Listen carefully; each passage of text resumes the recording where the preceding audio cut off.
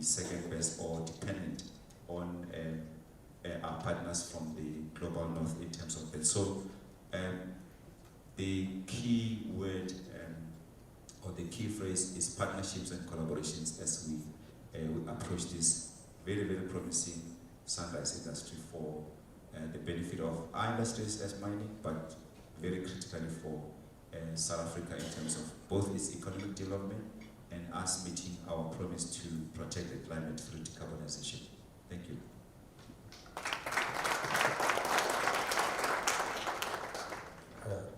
Thank you very much, Doctor. So, for me who didn't have any Anglo shares, I know now I need to go to the stock market and look for Valterra Platinum. I hope you guys are listening. They've traded.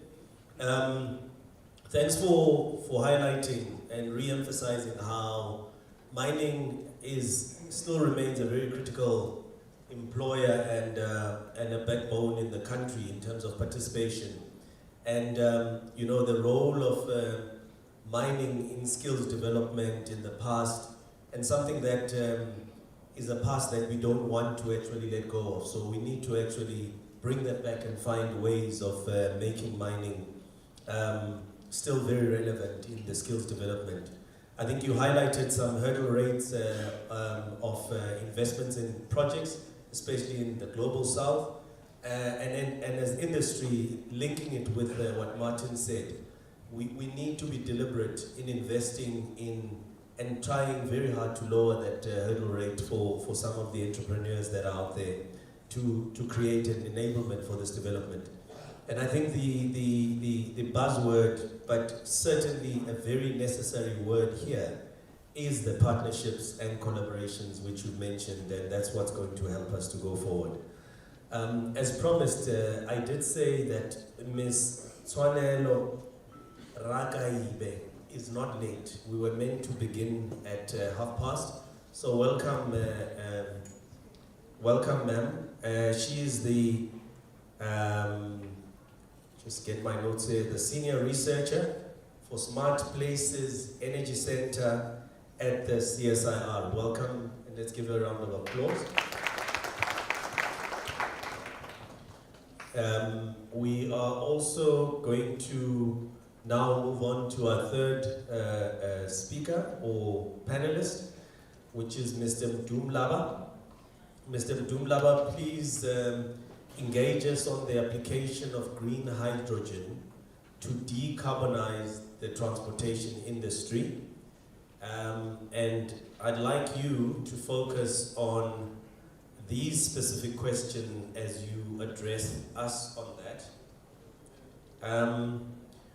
What STEM-based skills are foundations for a green economy transitioning in logistics? And also tell us, how do we empower historically underrepresented groups to lead this shift? Thank you. Yeah, thank you, Mr. Maminza.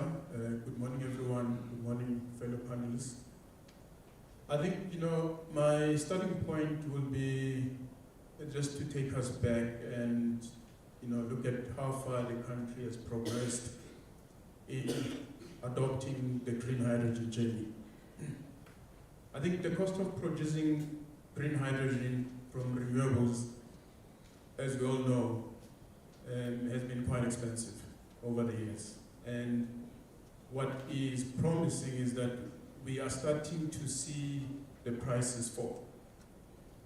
And we need to make sure that as the price of renewables goes down, because as we all know, China is dumping a lot of renewable material, especially PVC panels in the market, and that makes the cost of renewables to come down.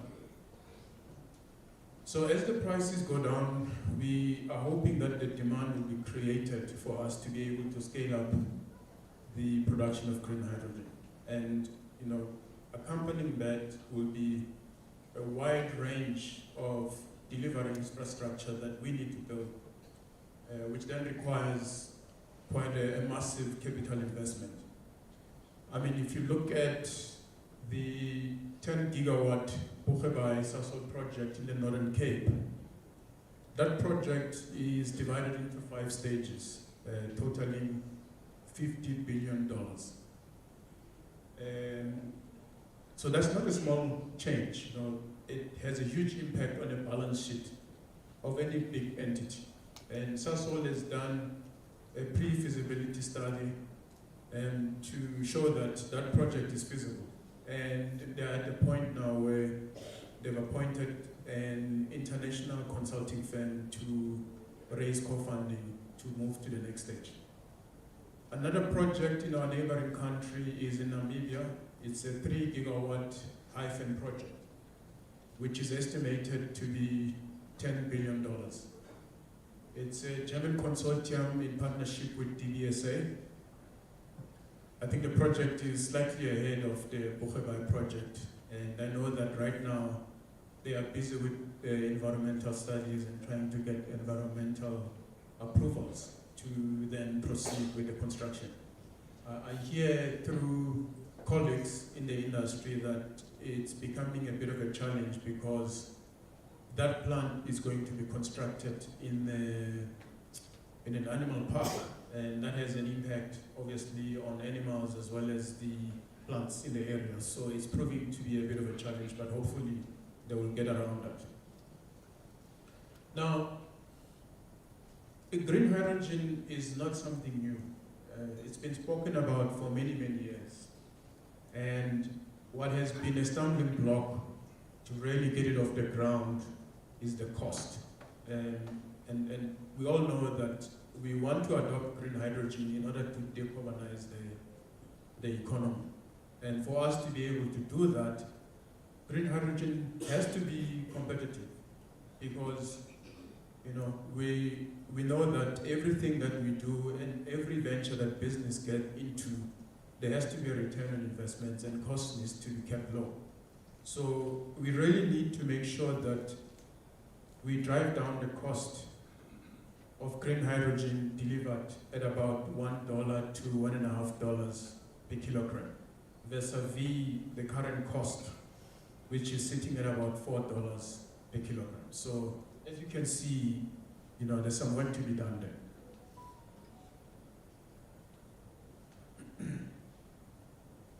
Now, one of the challenges that we're facing with green hydrogen, which is making the cost to be unaffordable, is the fact that green hydrogen is a light density gas.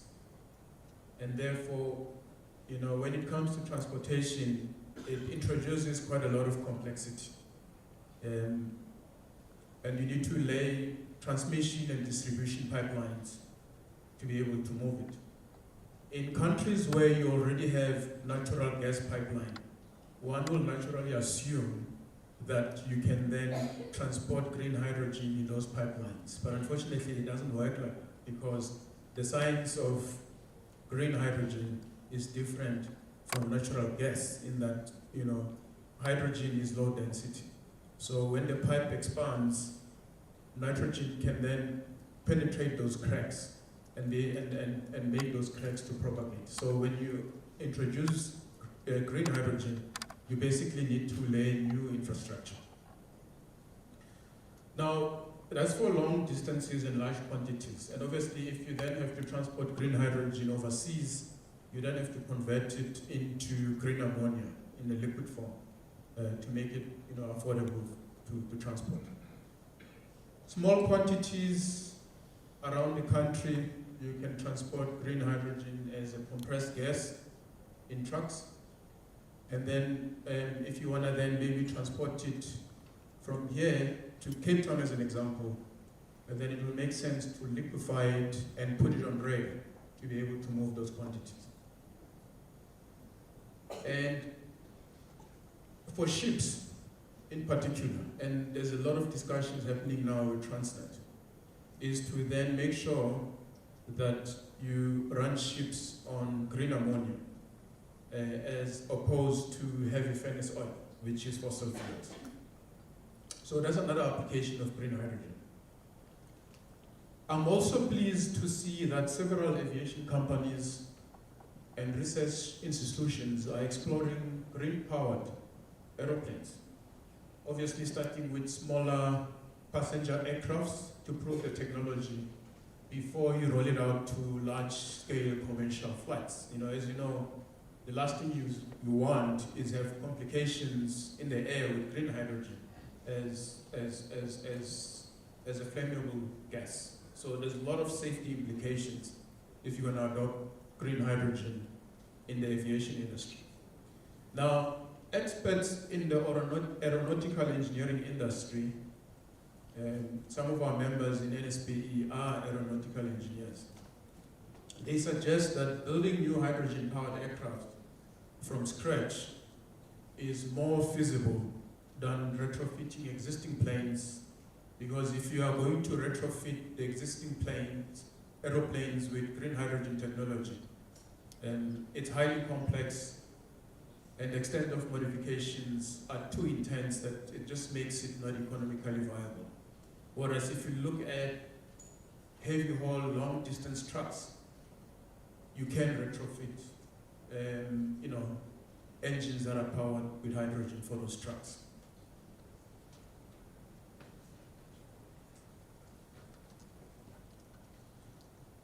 So another question that you asked, Mr. Maminza, is the question around skills that we need in the country to make sure that we are ready to leverage the endowment that we have as a country in terms of renewables. So as a country, we need to invest in skills pipeline ahead of demand. We need to make sure that we've got what is called A-class welders who had a trade certificate with a red seal. And we also need professionally registered engineers, and those skills are critical to design and fabricate, or rather construct, to use a simpler term, high pressure vessels and pipeline systems in order to be able to produce, transport, and store hydrogen. What we are experiencing of late, which is a concern for us in the engineering profession, is that we are seeing mushrooming of substandard colleges who produce poor quality welders and issue them with competency certificates. And this is a big issue, and you hear it from heavy industries like ESCOM, Transnet, and so forth, that these welders come, but they find themselves having to be retrained because the colleges that issue them with qualifications are actually substandard. And it's an issue that underscores the importance of regulating the industry. And I'm hoping there's someone in the room from the Department of Higher Education, and they can take that as a homework to please do something about that. In terms of transformation, and some of you who know who we are and what we stand for, as the National Society of Black Engineers, I get asked, what is the relevance of having, NSPE and the likes of BMA and the BBC?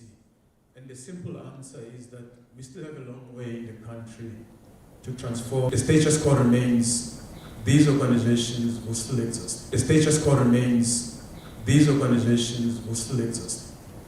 So black SMMEs who come forward with a statement that gets thrown around, we actually want it practiced, and we want to see practical examples on the ground, to make it happen.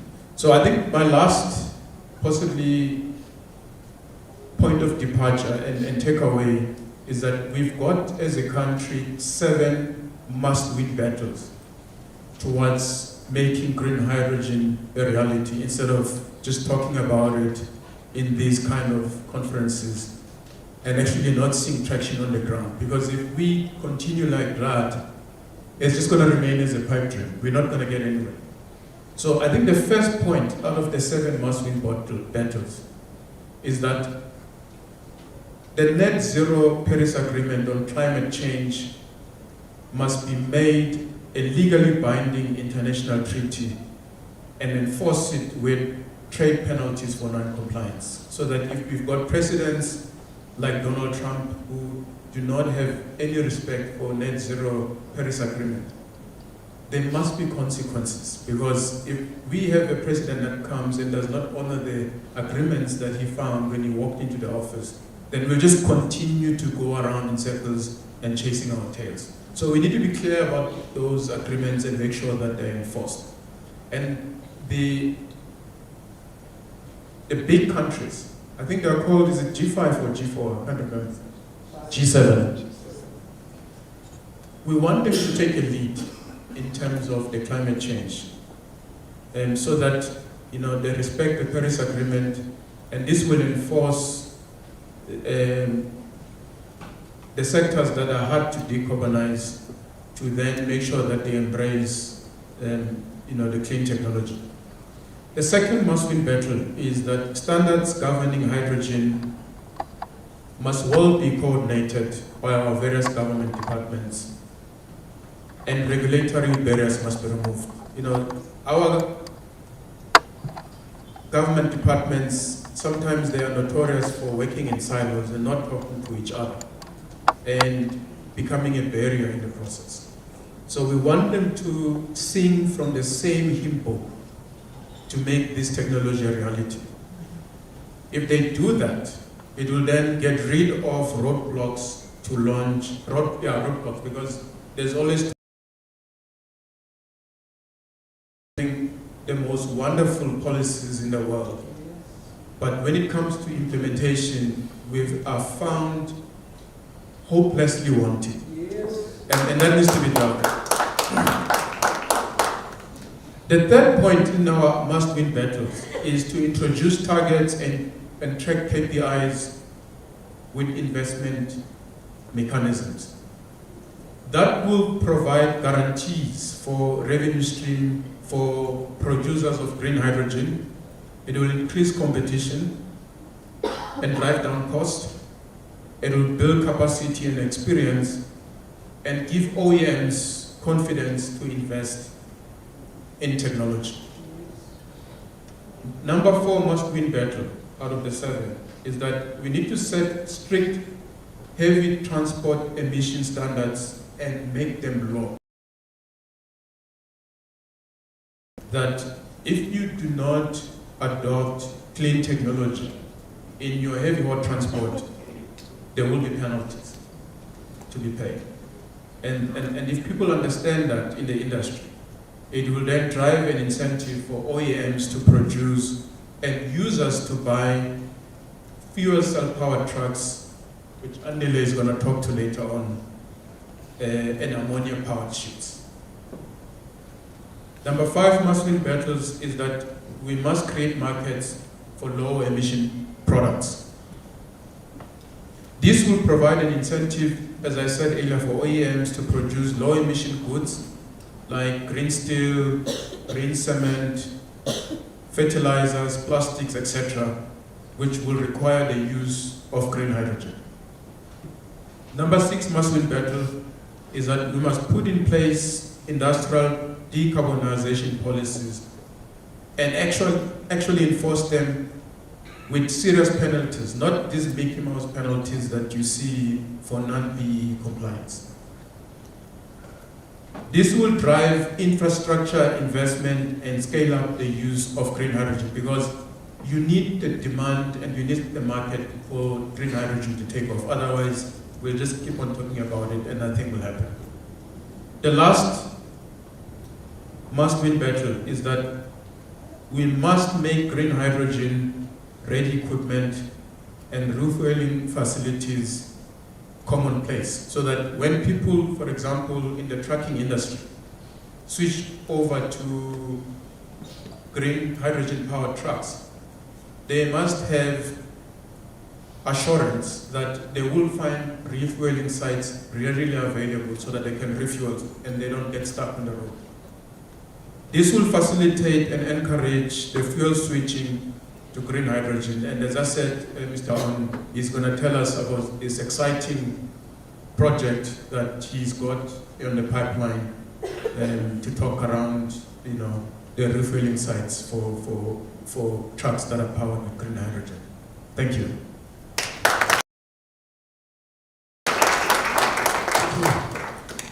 Thank you, Kwimba. I'm not going to regurgitate the 7 points. I hope you guys heard them. We will in the project and the reality of what is happening out there. What I appreciated is the emphasis on the criticality of environment. And I did notice, really, it's the sciences. So the skills that have been asked, it's the sciences. But more importantly, I think the gauntlet has been thrown in a public area like this, regulating the institutions that are popping up. So with that, I think I would like to once again remind you, she was not late. We started early. Let me welcome Ms. Mapoku Kulube, who is the Director of Systems Monitoring and Labor Market Intelligence at the Department of Higher Education and Training, who's going to be talking about capitalizing on scientific and industrial research to support skills development for the transport and logistics industry, nexus in the logistics, and what innovation-based curriculum recommendation could be co-created with TITA. Thank you.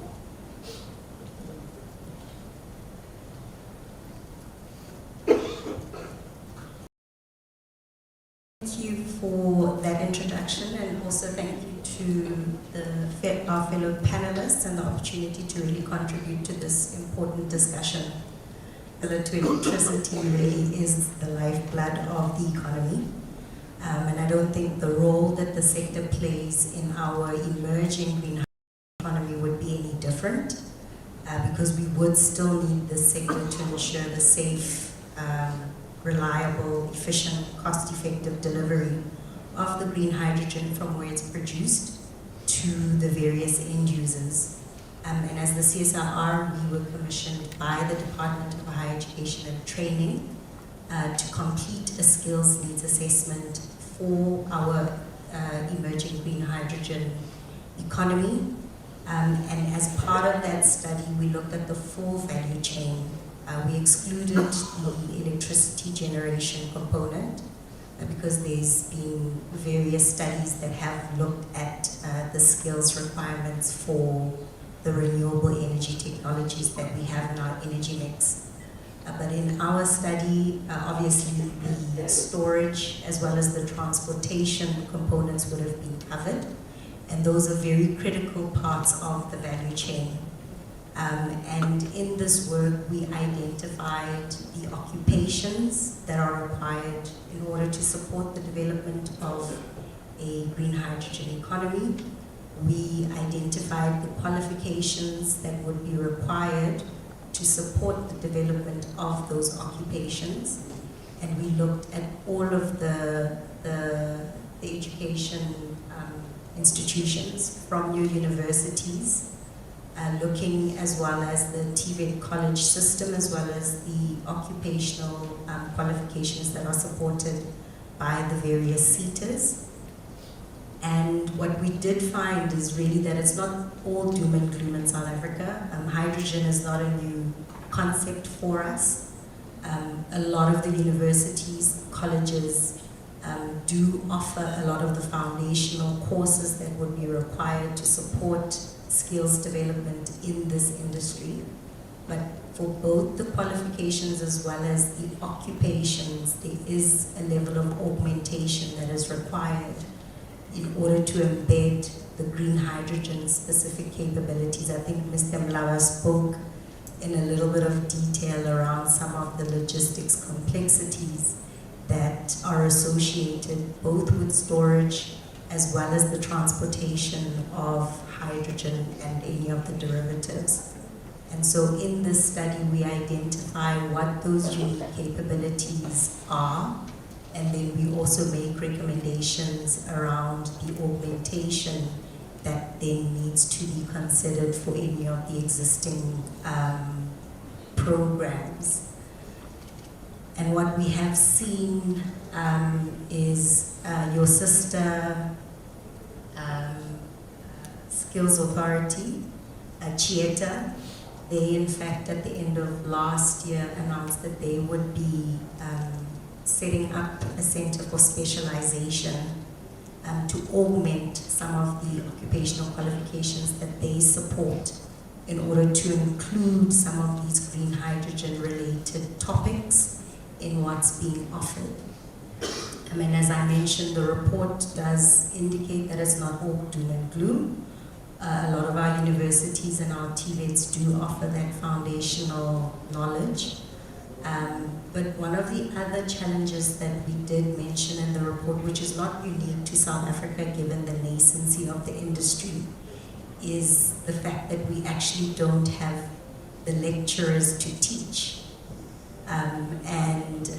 So it would also be important to train the trainers so that they are also able to later on train the students. And again, as a spin-off from the work, we have seen another one of the CETAs, EWCETA, partnering with organizations like Race for Africa to offer training to lecturers from 10 TVET colleges. They were trained through the University of Pretoria to do again what Mr. Mlaba is saying, be proactive in the development of these skills, because unfortunately a lot of the occupations that are required for this sector do appear on some of the critical skills lists and occupations in high demand, and that's just for the existing sectors.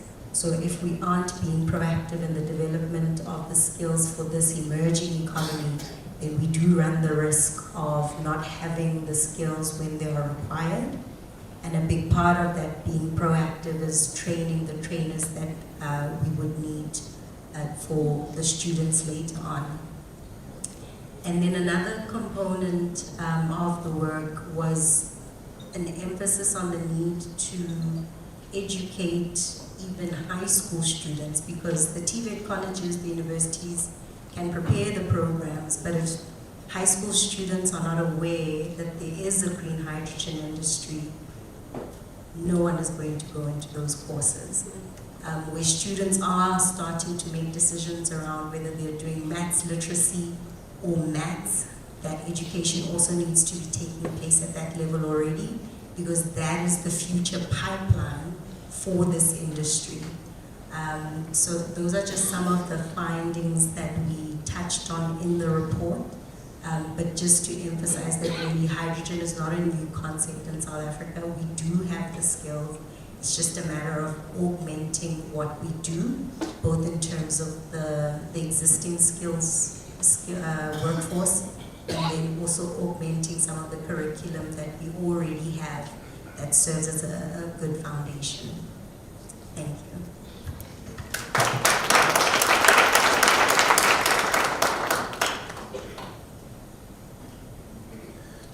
Thank you for that.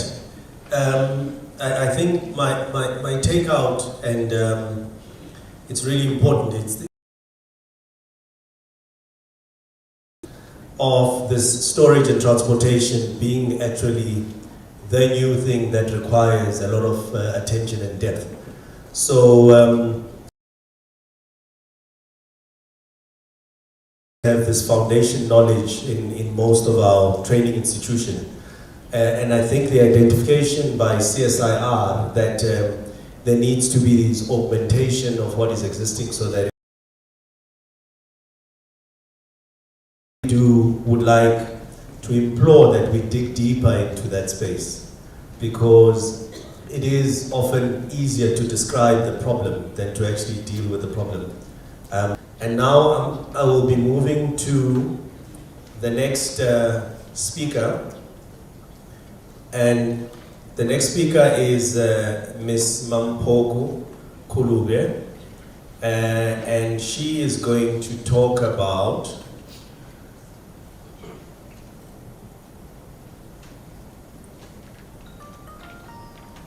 yes, the gray hair is not for show. I do need to expand and look at these things.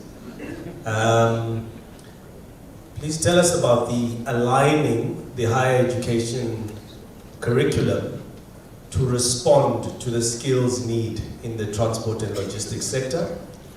And in doing so, ma'am, I need you to, excuse Can you specifically answer the questions of how is the DHET positioning TVET and universities to support the just energy transition? And also, how can TITA and DHET align more closely in implementing the green curriculum framework? Thank you. Thank you for that, and thank you for the opportunity to be part of this panel. I think we all know that our presidency released what we call the Just Energy Transition Investment Plan back in 2022. And the plan in the main aims to transition South Africa to a decarbonizing economy. And they've done that by beginning to identify priority sectors that will ensure that we indeed transition to a decarbonizing economy. And those three sectors are, as my colleague has already highlighted, the hydrogen economy, the new energy vehicle, as well as renewable energies. So the two sectors that of the three that I've already mentioned are quite central to the work that TITA or the sector in general is responsible for. And now, in terms of the JET investment plan, the Department of Higher Education and Training has been mandated to provide a strategic leadership over the JET skills portfolio, or Chapter 9 of the JET implementation plan. And our responsibility really is around ensuring that there is coordination around the many interventions that we will be implementing as a department, but also interventions implemented by other partners such as businesses, NBI for example, and our academia, to ensure that we indeed are geared towards skilling for the just energy transition. So in terms of the activities that we are currently putting in place as a Department of Higher Education and Training is to first establish what we call the JET Skills Desk, which will be established in the office of the DG of the Department of Higher Education and Training, with the aim of coordinating all the interventions around skilling for JET. But over and above that, our Human Resource Development Council Secretariat will also be responsible for overseeing what we call the National JET Skills Advisory Forum, because we want to ensure that this work around skilling for JET is not only going to be implemented by the Department of Higher Education and Training, but it's a cross-sectoral, it requires a cross-sectoral interventions, collaborating with our constituencies, business, labor, community, academia. So in terms of that structure that will actually be providing guidance and advice to the department as well as to the minister, we will be having various stakeholders and organizations represented there. But in terms of the interventions that have been highlighted in the JET Skills portfolio, they relate in the main around the skills needs assessment for the three priority sectors. And as Tonelo has already highlighted, we collaborated with the CSIR through the LMI research program to begin to identify the skills needed for the hydrogen economy. So we are in the process of doing the same for the NEV sector. And that's where we will be working very closely with TITA to ensure that there isn't any duplication of effort, but the work that we are doing at national and the work that is happening sectorally complement one another. But again, broadly, to ensure that education policy aligns to the JET implementation plan, we recently reconceptualized our human resource development strategy and developed the master skills plan as an implementation plan for that human resource development strategy. And we have actually applied what we call a Pareto principle, because normally, especially when we go to NETLEC, we get accused of having a shopping list of interventions that needs to be implemented by government. We ensured that with the reconceptualized human resource development strategy, we only prioritize 4 key goals. One being around improving early learning and schooling outcomes, the second around improving the employability of the youth, third, improve the responsiveness of the PSED system, and the fourth around improving governance. So if you have had goal 2 and goal 3 are in the main the responsibility of the Department of Higher Education and Training, and that is where we have tried to ensure that there's that alignment in terms of what our policy priorities are and the JET implementation requirements are. So we've got quite a number of interventions in the strategy that will ensure that we are responsive to the needs of these 2 priority sectors, geared towards ensuring that we decarbonize South Africa, or we transition to a decarbonizing economy. And again, we went as further as ensuring that our human resource development strategy is also aligned with the medium-term development plan that the 7th administration will be focusing on over the next 5 years. There are 3 priorities that have been identified in the MTDP. One around inclusive growth and job creation. The second, reduce poverty and tackle the high cost of living. The third, around building a capable and ethical state.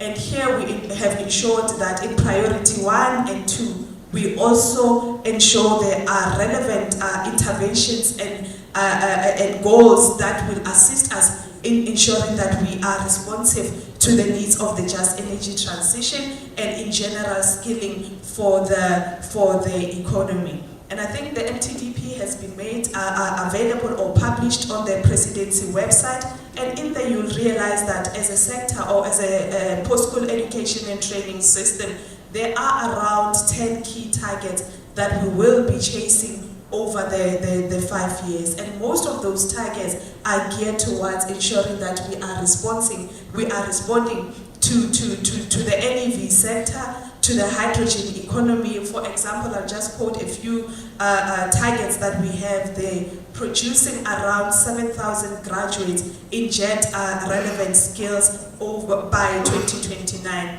You may have heard Twanelo highlighting some of the occupations that need augmentation, but we also are saying, as a system, we need to ensure that we produce the graduates that have the necessary skills to respond to those particular occupations. We need to ensure that we place around 500 students in workplace-based learning up until 2029. It is a cumulative target, and it is central to some of the interventions that have been highlighted in the JET implementation plan. So we will be working very closely with our SETAs, not just TITA, but other SETAs such as CHIETA and EWCETA, to ensure that we really are making a meaningful impact by reducing the number of youth who are not in employment, education, and training. But our responsibility also as government is to ensure that we transition in a way that is just and inclusive. So to ensure that we do that, we will be establishing what we call the skills development zones, aligned with the 3 sectors that have been identified as a priority, and in the 3 priority provinces that have been indicated in the JET implementation plan. For example, we will be establishing one skills development zone around the renewable energies in Mpumalanga. We will be establishing a skills development zones around new energy vehicles in Eastern Cape, and we will be developing a skills development zone in Northern Cape around the hydrogen economy. And the aim is to ensure that we apply what we call a place-based approach to skilling for JET by ensuring that we including communities in the transition, and we also are upskilling and reskilling communities around where some of these activities will actually be undertaken. I think I'll leave it there for now.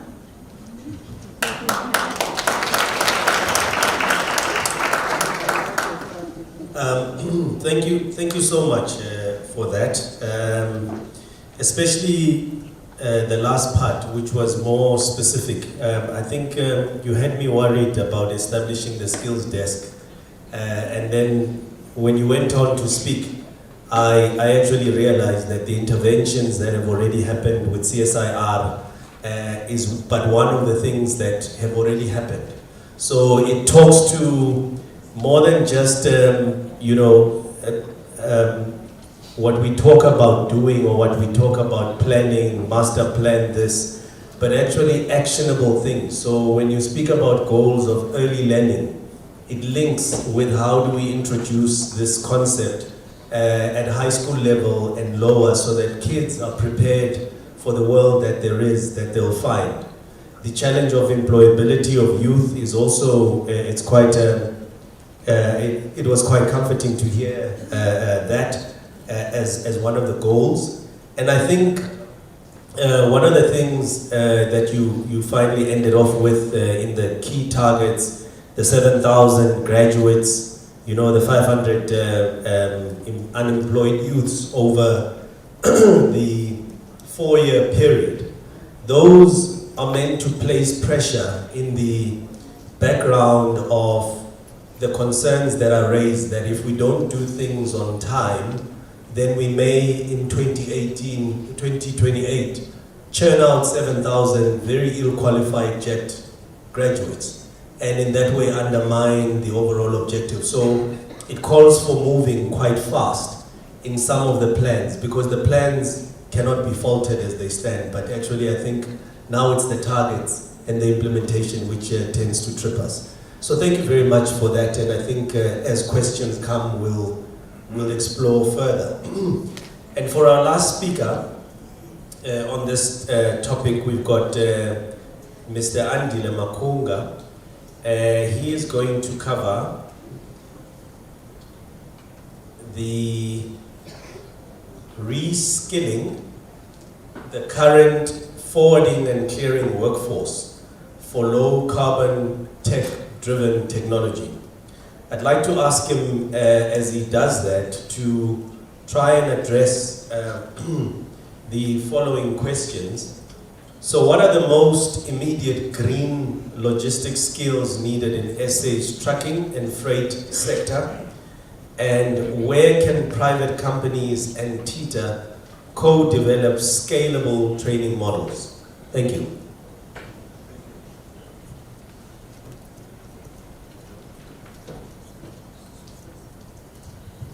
Thank you, Lwazi.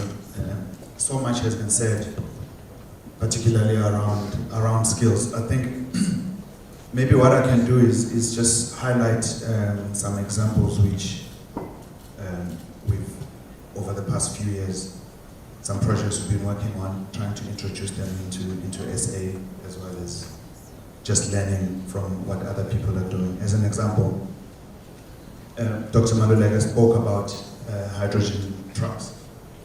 So in my industry, we produce car carriers which are pulled by trucks. So as an example, if you were pulling 6 electric vehicles or hydrogen fuel cell vehicles with a diesel truck, it doesn't actually make sense. So there are opportunities there for us to convert the trucks into hydrogen. So if hydrogen or electric.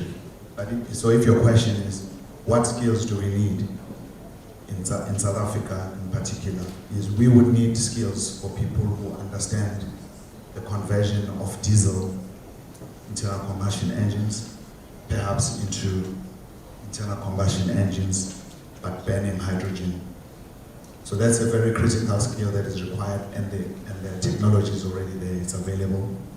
We've been discussing quite extensively with colleagues in Germany about an opportunity to bring that training into South Africa. And I think that project Madu is working on, we'll see what happens. Obviously, when you have a hydrogen combustion truck, it also means you have to refuel it.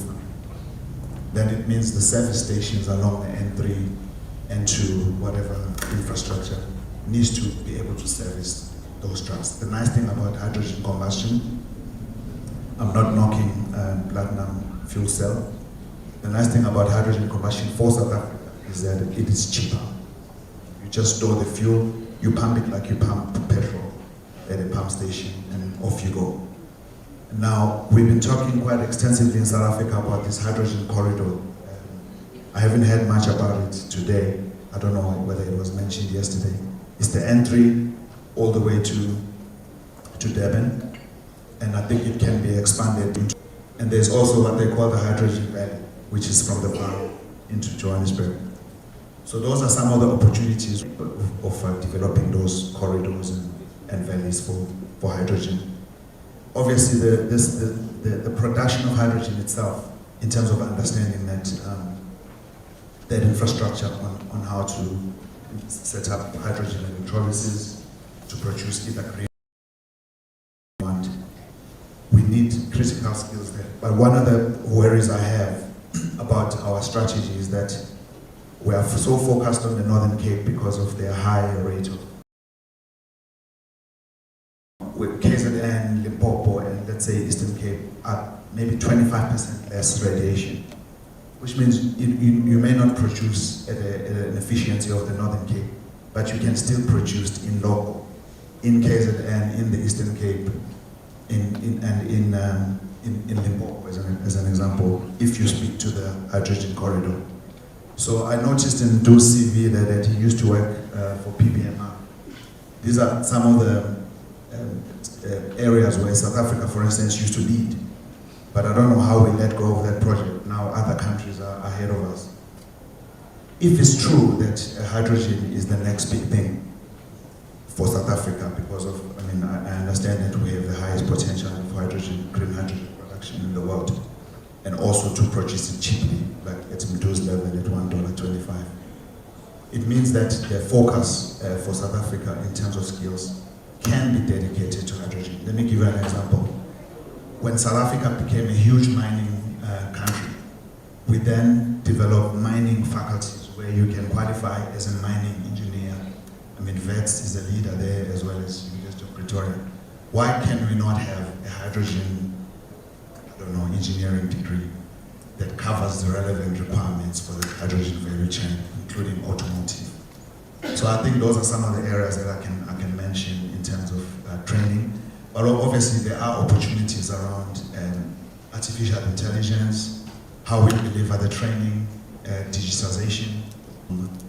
We used to have a college there called Nduzuma Technical College. There's a lot of electrical artisans and welders that came out of that college. I don't know, I'm not an expert like my colleagues from the CSIR and Department of Education and do how we can use those. I think it's just slightly below the current TVET, where you could leave standard 8, those types of levels is low level. Just automotive, electrical people. That's the highest demand skill, but we don't have them in South Africa. We have to rely on people from Zimbabwe. They don't even have car manufacturing there. Question around.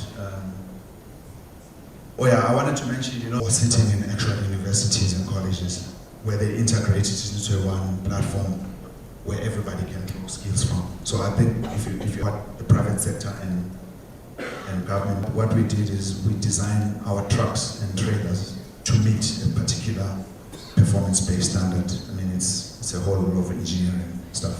Give you the stats because I think it's a nice foundation that has been laid that can now be augmented with, let's say, green energy vehicles like electric trucks or hydrogen trucks.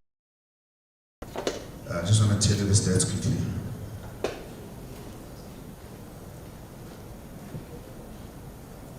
So, since 2004, this PBS pilot project, it was a few trucks that were approved.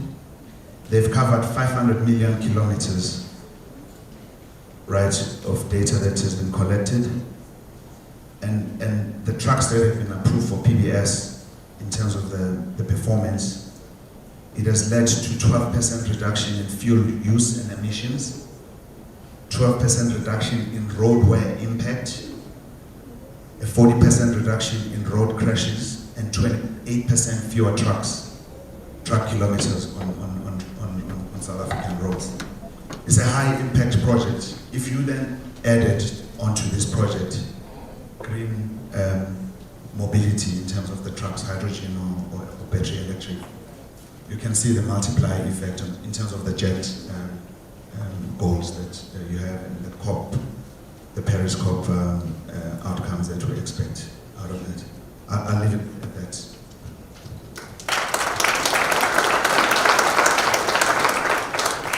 Yeah, thank you, Mr. Andile. And now I'm no longer complaining that you guys started us early. I think it's been a very, very interesting topic, and you've seen how even I, as a moderator, could not stop people talking because I felt I was learning something.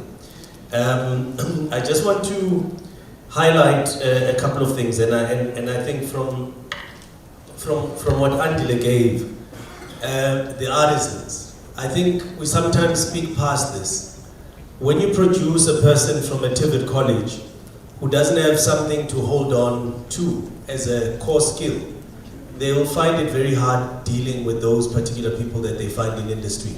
We need to close this gap of how you cannot be a foreman if you were never an artisan type of concept. And somewhere we must get into a room, box it out and get it out there. But we cannot produce people that will theorize when others say, I know how to do, so what can you tell me? So I'm glad that that artisan part came through.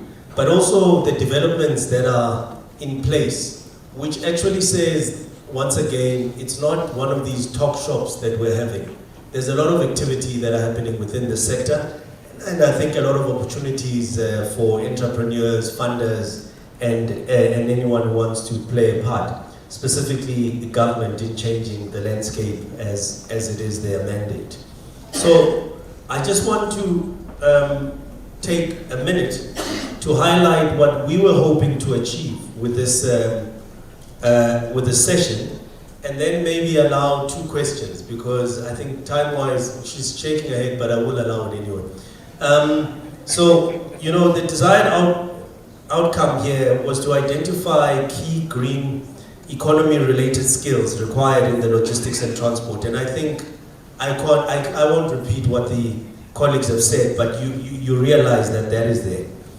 And I know the forwarding and clearing industry people may feel offended that most of my panelists did not mention you directly. But I think, understand that in an umbrella, when you speak about the cornerstone activities that they were talking about, you can see how they plug directly into the forwarding and clearing industry. To explore how the academia and industry can co-develop relevant programs, I think that was nicely put out with CSIR, DHET, and how that was covered, to lay the groundwork for collaboration between TITA, government, and private sector. So, yes, we are in a summit for forwarding and clearing. Yes, we're discussing skills around developing the green economy, green hydrogen economy skills. But we're broader than that as a country, and everything that we spoke about can, and I'm very confident it can be used in the things we want. So 2 questions, can we have, so there's one here, and another one there. You're the 2 lucky ones, please go. Someone gonna run around with mics, so you guys so upset with me, you're not gonna do that, huh?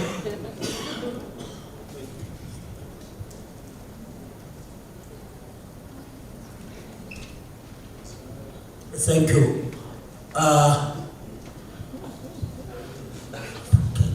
My name is Kumuzo Mohali from the Freight Logistics South Africa Association. I just needed to ask from the Department of Education, I think it's higher education here, but let's say maybe this question will be relevant. But this question, I need the CSIR to also go in, because they've done a lot of research with regards to freight forwarding. There was yesterday the resolution that was taken in terms, or maybe trying to align in terms of what TITA, together with the higher education, is part of what they said is that the freight forwarding and the customs should be introduced in the school level, like in the matrix, and then so that we should again have a qualification, particularly on the side of the customs and what maybe from the university side. So I would want to get your comment there. I know that the doctor from Platinum, not Anglo Platinum, but from Platinum Cartel. Okay, thank you. I just wanted to answer, but I know that this question really belongs to the minerals councils. There is this issue on the side of the road freight to say most of the tenders with the mines, they go to individuals who has nothing to do with road freight. And when you get there, you'll find that you get a subcontract until subcontract number 6. And most of the SMMEs are not benefiting in that. Maybe if you can just say some few words, what is your thinking, maybe comments there. Thank you. Thanks for that. Another one? Thanks for that. I think just to deal with the tendency of questions, please can we have the other question as well? So we'll have all the questions, and by the way, I've been reminded there are online people, so we will have one online. I'm not sure if I pointed you out. That's the person that got taken the question, so please give the mic to that person. I do think that we can interact outside during the break. This is now me respecting time. Sorry for that. Good morning, everyone. My name is Oscar. My surname is Mola. My company is Sufficient Grace and Trading and the Total Trading Enterprise. My question is regarding why we don't do refineries in Africa where we can not export our jobs outside. At this moment, we more on exporting the raw materials than doing the product that is well refined, where we can get more in our GDP than sending the raw material outside. What is the problem in making refineries in Africa? In many products, because we export a lot of raw product outside. And can we work out on those bilateral agreements that we sign, those treaties, so that it can favor us, Africa, to do, and also trade one another. Why Africa we are afraid to trade one another with the product that we are producing? Thank you for that. Is there an online question that we got? Then we'll have all 3 questions and I will give it to my panelist. Who's controlling that part? All right, while they're finding their feet, maybe we've got a question of why do we export our jobs? And we've got a question that was quite specific around DHE and TITA and the research. So it was looking at DHE there and also CSIR. I think Dr. Madulere, you were asked to just throw in a couple of words into that question, so it was quite. The one of refineries, I'm going to pick on Du, because he worked at the petroleum sector, but I also would open it up to anyone else who wants to add during that. If we can just deal with those 2 questions while we prepare for the online one. Thank you. I think I'll go first. So I know when we talk green hydrogen, everybody thinks chemical engineers. But in the report that we did to respond to the gentleman's question, we identified about 138 occupations that are required to support the development of a green hydrogen economy. And here we would have looked at everything from your engineers, which is where the chemical engineers would be, your tradespersons and technicians. We looked at specialists because you also need people who have geopolitical negotiation skills. It's not just a technical issue at this level. because it is still a nascent industry. So we would have included those type of specialists, not just your environmental specialists, as well as management functions. And then we did also include your elementary level skills, because you will still need cleaners. You would, and I'm not saying the freight handlers are in the elementary skill bracket, but you would still need the freight handlers, and they were also identified.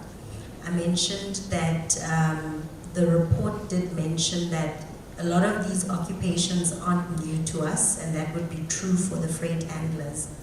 But we would then have gone and identified the type of capabilities above and beyond what you currently have, which you would require in order to be able to participate in this industry as a freight handler. And just, I'm going to cite 2 examples that were identified specifically for freight handlers, which would be safety when working around hydrogen. It is quite a flammable gas. I think Duke did refer to those aspects of hydrogen. You would have also needed to be augmented in the areas of the potential hazards that can be created with working with hydrogen. So there's definitely a space for freight handlers in this industry, but much like all of the other capabilities that we currently already have, there's this level of augmentation that does need to take place across those 138 occupations that I'm saying have been identified. Thank you. Okay, maybe just to add to what Tonelo has just said, augmentation is really important, because we understand that there is no one-to-one relationship between the banking industry, and we therefore want to ensure that when we're producing engineers, for example, they can be able to employ it in a variety of occupations, one specific occupation, one specific qualification for one specific occupation. But I've noted the question you have raised. It requires for us to understand better really what they are offering and what we can actually be able to do in the schooling level. But the importance of augmentation and ensuring that our qualifications are other. Thank you. No, thank you. I think just maybe to comment on this opening, that mining historically has actually played a meaningful role in developing skills, obviously driven by our own needs, but most of the time those skills have actually benefited other industries. So the DHET in making sure that we can stay ahead of the curve in the skills required to take advantage of this rising industry. In terms of the 10th of the Mineral Council, so I can't really say much in terms of this, but to say in terms of our social and labor plan, there are requirements for us, particularly at community level where we operate, to include suppliers at various levels and sizes. So we can take that consideration and speak for the broader industry, but I think the good news, Valterra Platinum, our business is one of those unique ones where we beneficiate down to the product. So of assets, we don't only operate mines, we have smelters and refining capabilities, mostly in the Rustenburg area. So we actually go much further into. Thank you for that, and maybe you can continue because the second question was already covered. Please continue on the smelter, or rather the refinery question. Do, thank you. Yeah.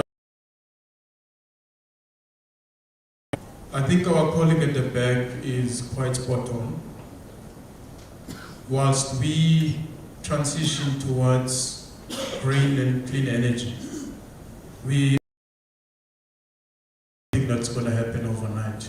It is a journey, and in the meantime, we cannot afford as a country to lose our oil and gas refining capability, because then we're compromising our energy sovereignty and we get exposed to high price increases when we import our oil and gas products.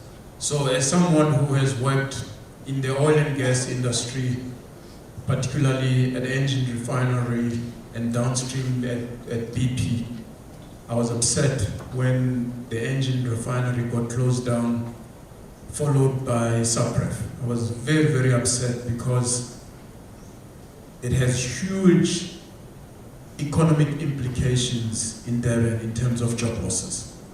So the 65 billion rand odd investment that needs to go into Supref to allow it to produce low sulfur diesel. From where I'm sitting, it is of no brainer that our government needs to invest in Supref to be able to produce the low sulfur diesel that's now required for the new vehicles. I mean, you look at the Auditor General, the kind of reports that get produced every year about wastage that's happening in our government departments. If we were to tighten the screws and reduce those losses, we can easily come with a 65 billion rand that's required to upgrade Supref. So to cut the long story short, I'm as equally upset as our colleague at the back about the closure of these refineries. They play a very crucial role, not only in our security, energy security, but in training young engineers who come through universities and technical colleges and so forth. Thanks. Can I just add to that? Sorry. In terms of hydrogen, obviously one of the challenges, as Mtu was mentioning, is the cost of building these mammoth mass production structures. I'm going back to the point that I made before, is with hydrogen and with the sun that we have across the country, we need to look at how we modularize and localize the production so that we don't have the problem of we need the global north to come and invest in the Northern Cape in a massive green hydrogen production facility and leave all that sun in KZN, Eastern Cape and Limpopo.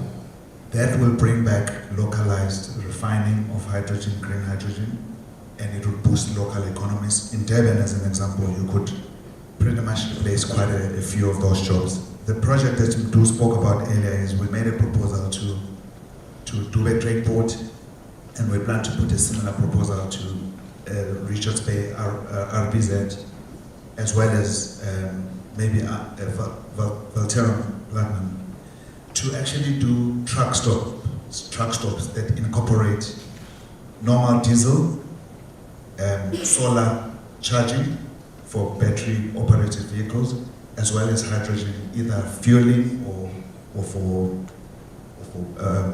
fuel cells. So, I mean, we have this proposal and we think it should run through the hydrogen corridor, and that will take away this requirement for us to build a massive infrastructure where we actually don't have the money. Thank you for that, colleagues. I think it's not a topic if it doesn't get collars, people hot under the collar. These are real issues that we're talking about. So for the final question from the online, I've got it here, so I'll read it. Is QCTO involved in the development on new qualifications to support green qualifications for the sector at TVET level? Sounds direct enough. If I could hand it back.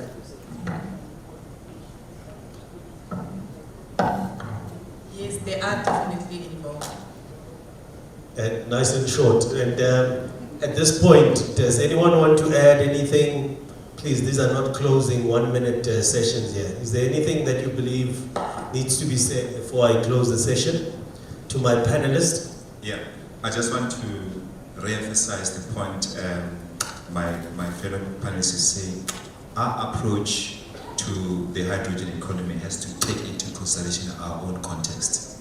We don't have a established infrastructure in terms of transportation, because transportation and storage constitute almost half of the hydrogen cost. So if you can avoid transporting and to further places and produce and refuel at source, we can actually go a long way, just to support your point. Thank you. I'd like to take this moment to thank each and every one of you, the panelists.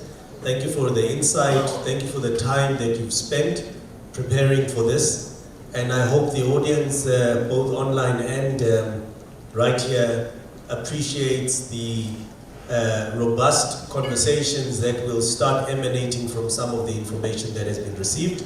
Thank you also for the allowance of time. I know we really did overshoot on that one. On that note, please give a hand of applause for our panelists.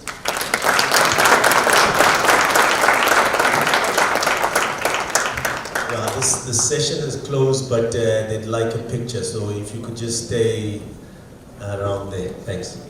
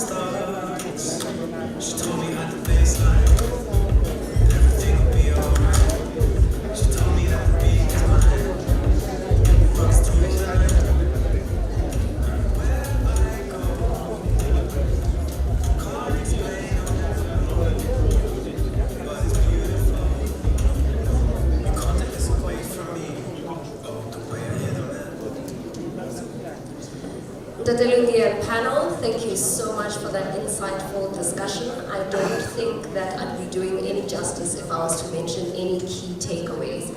But I do think that what really stood out for me is the fact that opportunities are there and they do exist, especially when we have knowledge such as this in the room, where we explore opportunities to produce hydrogen locally.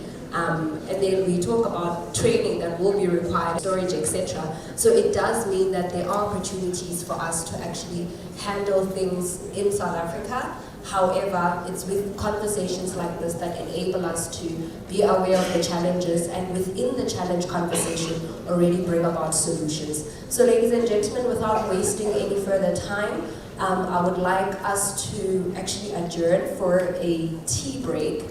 So we'll be going for tea for 20 minutes. I think Mr. Lingi was trying to push my kindness over there, so I did tell him that he'll probably feel my wrath during the tea break session. But can we please break for 20 minutes? And to the online community, thank you so much for joining us. We will be back in 20 minutes. That should be around 11:12. So 12 minutes past 11, we should continue with our discussions for the day. So thanks everyone.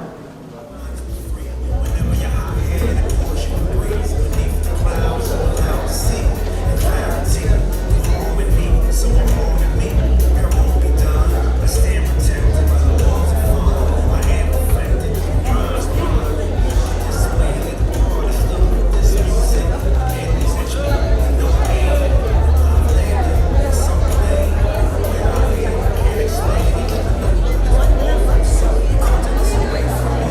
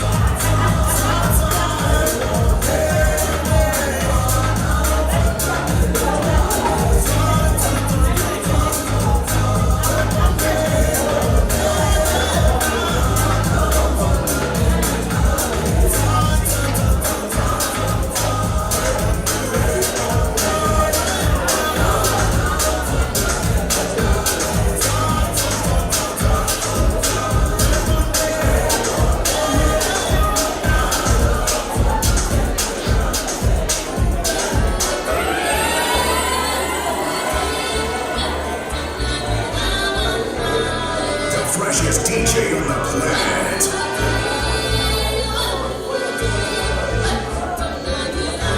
This is T-Fresh.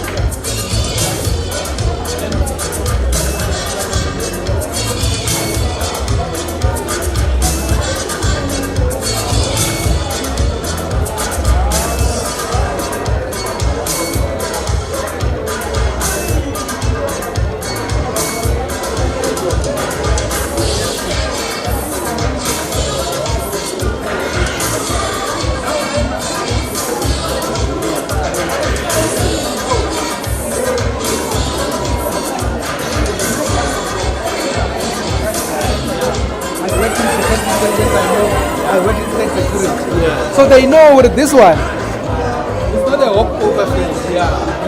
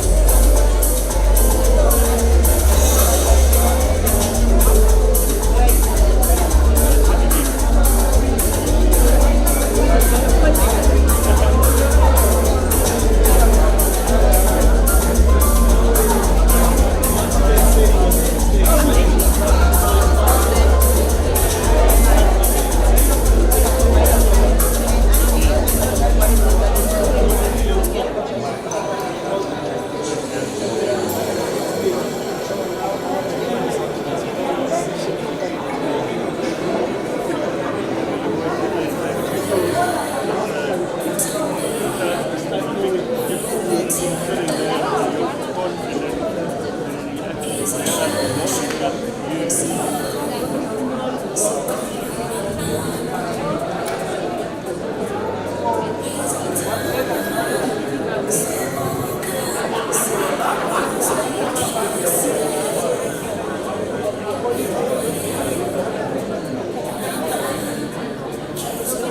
and gentlemen, we are about to resume. If everyone could just please have their seats.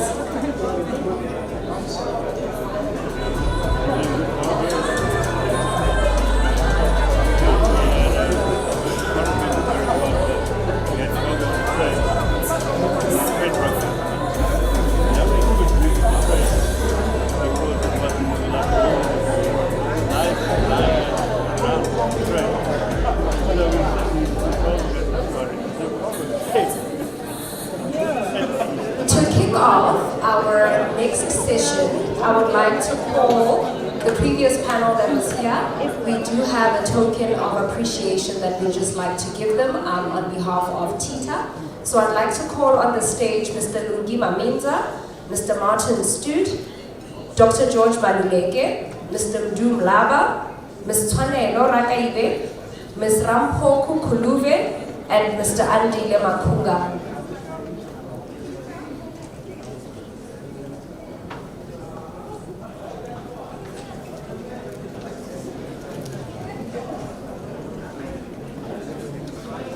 To hand over our token of appreciation, I'd like to call on stage Mr. Mokhosinyane Dabane.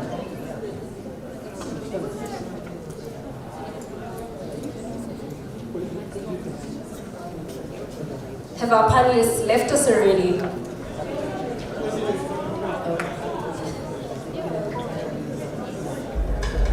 Do I start needing a map for this place, people?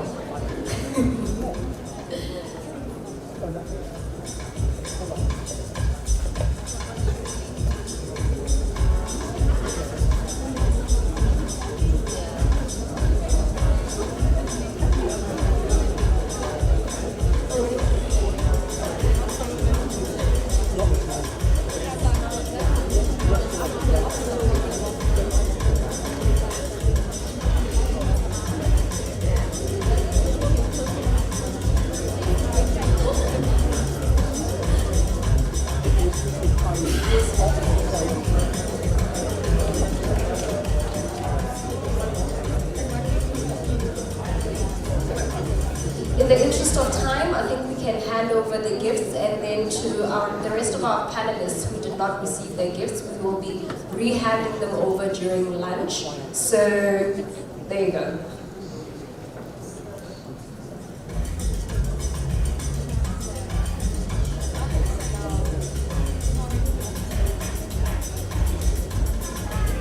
Could you please be kind enough and pose for a group picture after this?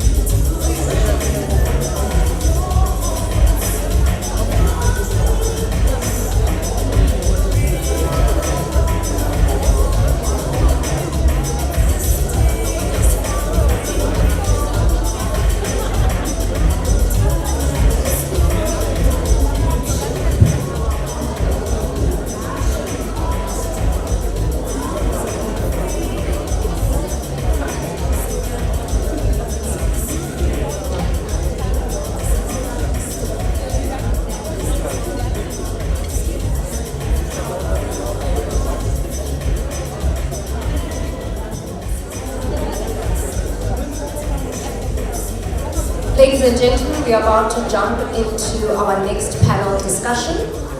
And in this panel discussion, we will be discussing the regulatory enablement and skills development driving efficient movement of goods for South African forwarders and clearing industry. As panelists, we have Mr. Lwazi Mboyi, who is the Chief Executive Officer for Cross-Border Road Transportation Agency, and Mr. Beyers Theron, who is the Director of Customs Border Operations, Ports of Entry and Customs of Excise Compliance South African Revenue Service. And we also have Dr. Nakampe Michael Masiapato, a PhD holder.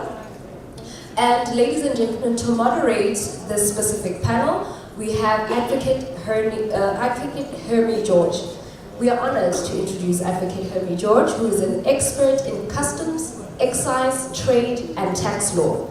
And admitted to the Society of Advocates in 2024, she brings over a decade of experience, including a distinguished career at the South African Revenue Service, where she served as a specialist in customs and excise litigation. Advocate George also holds a role as a technical customs. I have never in my life pronounced this word. It's attached, but it has a little E thing. Attaché. For the World Customs Organization, working on key international treaties and trade facilitation agreements. With a Master's in International Customs Law and Administration from the University of Canberra and an international accreditation from the WCO, Advocate George has worked with global agencies like the WTO, the United Nations, and World Bank, contributing to international customs law and policy development. Ladies and gentlemen, please give it up for Advocate Hermie George.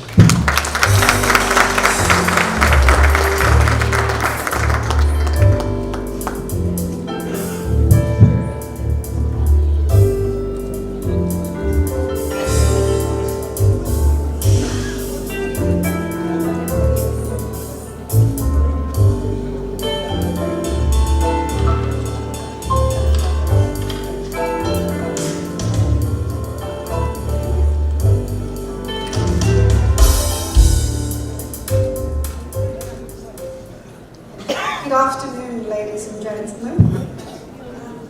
You know, as she was reading my bio, I was wondering, who is she talking about? So we came to session 7, and that's to do with the regulatory enablement and skills development, driving efficient movement of goods for South African forwarders and clearing industry. And we're going to have a wonderful panel of experts here that would most probably have a lot of answers to the questions you asked yesterday, because these experts were not here. So I'm going to call up Mr. Lwazi Mboyi. He's the Chief Executive Officer of Cross-Border Road Transport Agency.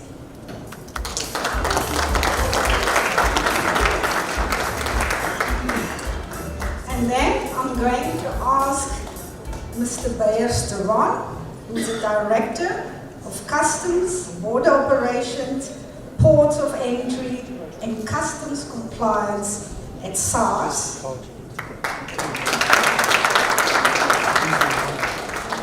And lastly, I'm going to call up Dr. Michael Masiapato, who's the Commissioner of Border Management Authority.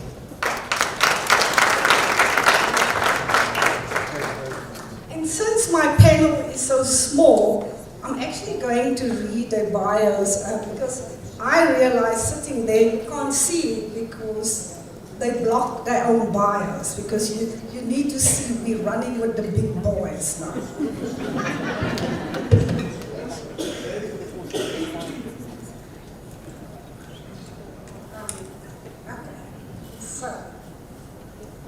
So I will start with Mr. Lwazi Mboyi, who's the CEO of Cross-Border Road Transport Agency, which is an entity of the Department of Transport. He has a distinguished career in both the public and private sector, spanning over 3 decades. So some of the youngsters I've met yesterday and earlier today, you were not born yet. So he has extensive management experience with exceptional leadership, strategic vision, and a deep commitment to public service. His distinguished public sector experience has provided him with a comprehensive understanding of government operations, legislative processes, and infrastructure issues, amongst other things. He holds a certificate in Africa Directors Program from the University of Stellenbosch, very good university, a certificate in the Senior Executive Program from the University of Wits, and a Bachelor of Administration Honours from the University of KwaZulu-Natal. He has recently completed his Masters in Philosophy in International Business with the Gordon Institute of Business Science, that is GIBS. Remember what I said? We're running with the big boys now. And then next, I'm going to introduce you to Mr. Beersteron. Mr. Beersteron used to be my leader at SARS. So,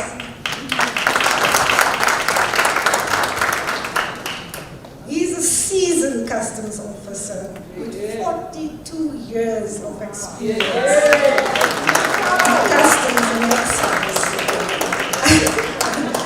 He's currently serving as Director, Customs Border Control, Ports of Entry, and Customs and Excise Compliance. That's a mouthful. I mean, all of these industries is like an animal on its own, and a lot of people don't even know how to read the legislation, including lawyers.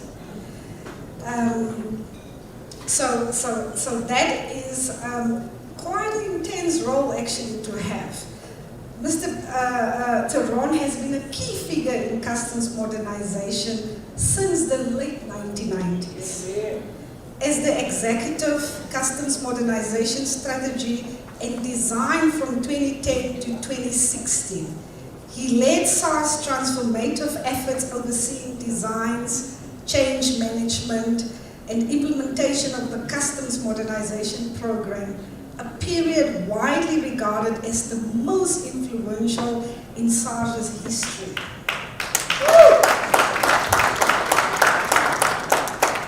Mr. Theron is also the Deputy Vice Chair of the World Customs Organization, ESA region, playing a pivotal role in improving trade facilitation and border efficiencies across regional customs administration. Wow. We're running with the big boys now. And last but not least, we're going to our commissioner. Yesterday, Commissioner, they were saying there was actually a lack of leadership because they were looking for CEOs of your DHLs and all those companies that always complain, but they didn't come. Yeah.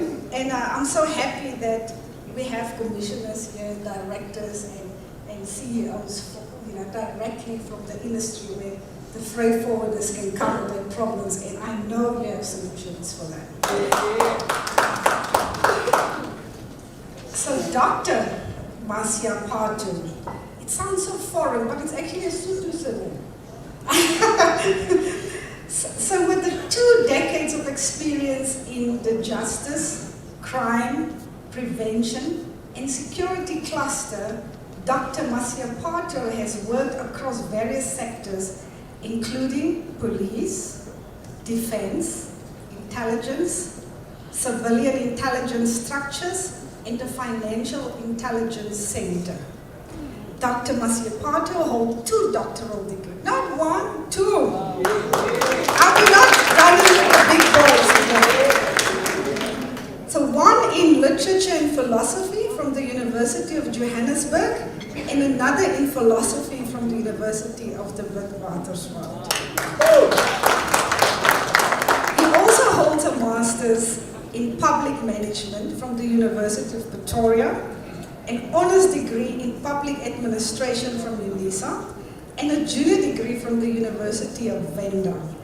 Additionally, he completed the Executive National Security Program at the Southern African National Defense College. We are definitely running with the big boys today. So in concluding that, I am going to, before we start with the panel, I'm going to ask each panelist 2 questions. And as you do your presentation, you will just look to flow into that.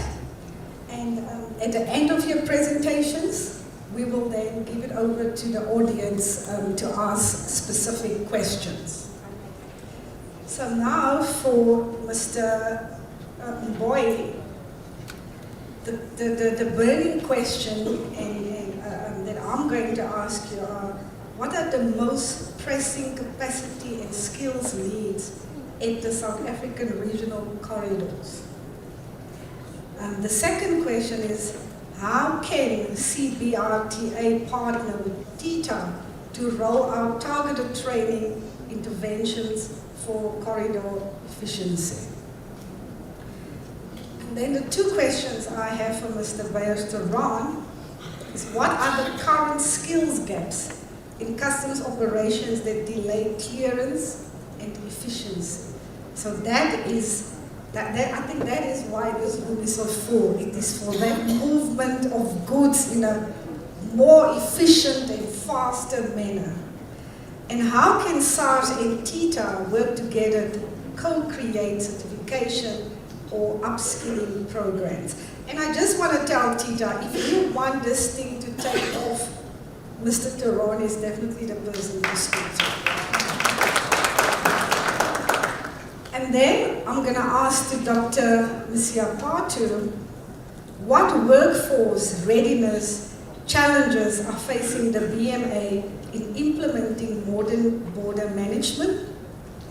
What are the priority roles and competencies that TITA can help build to support integrated border operations? So before I hand over the mic to our panelists, I'm just going to share the session objectives.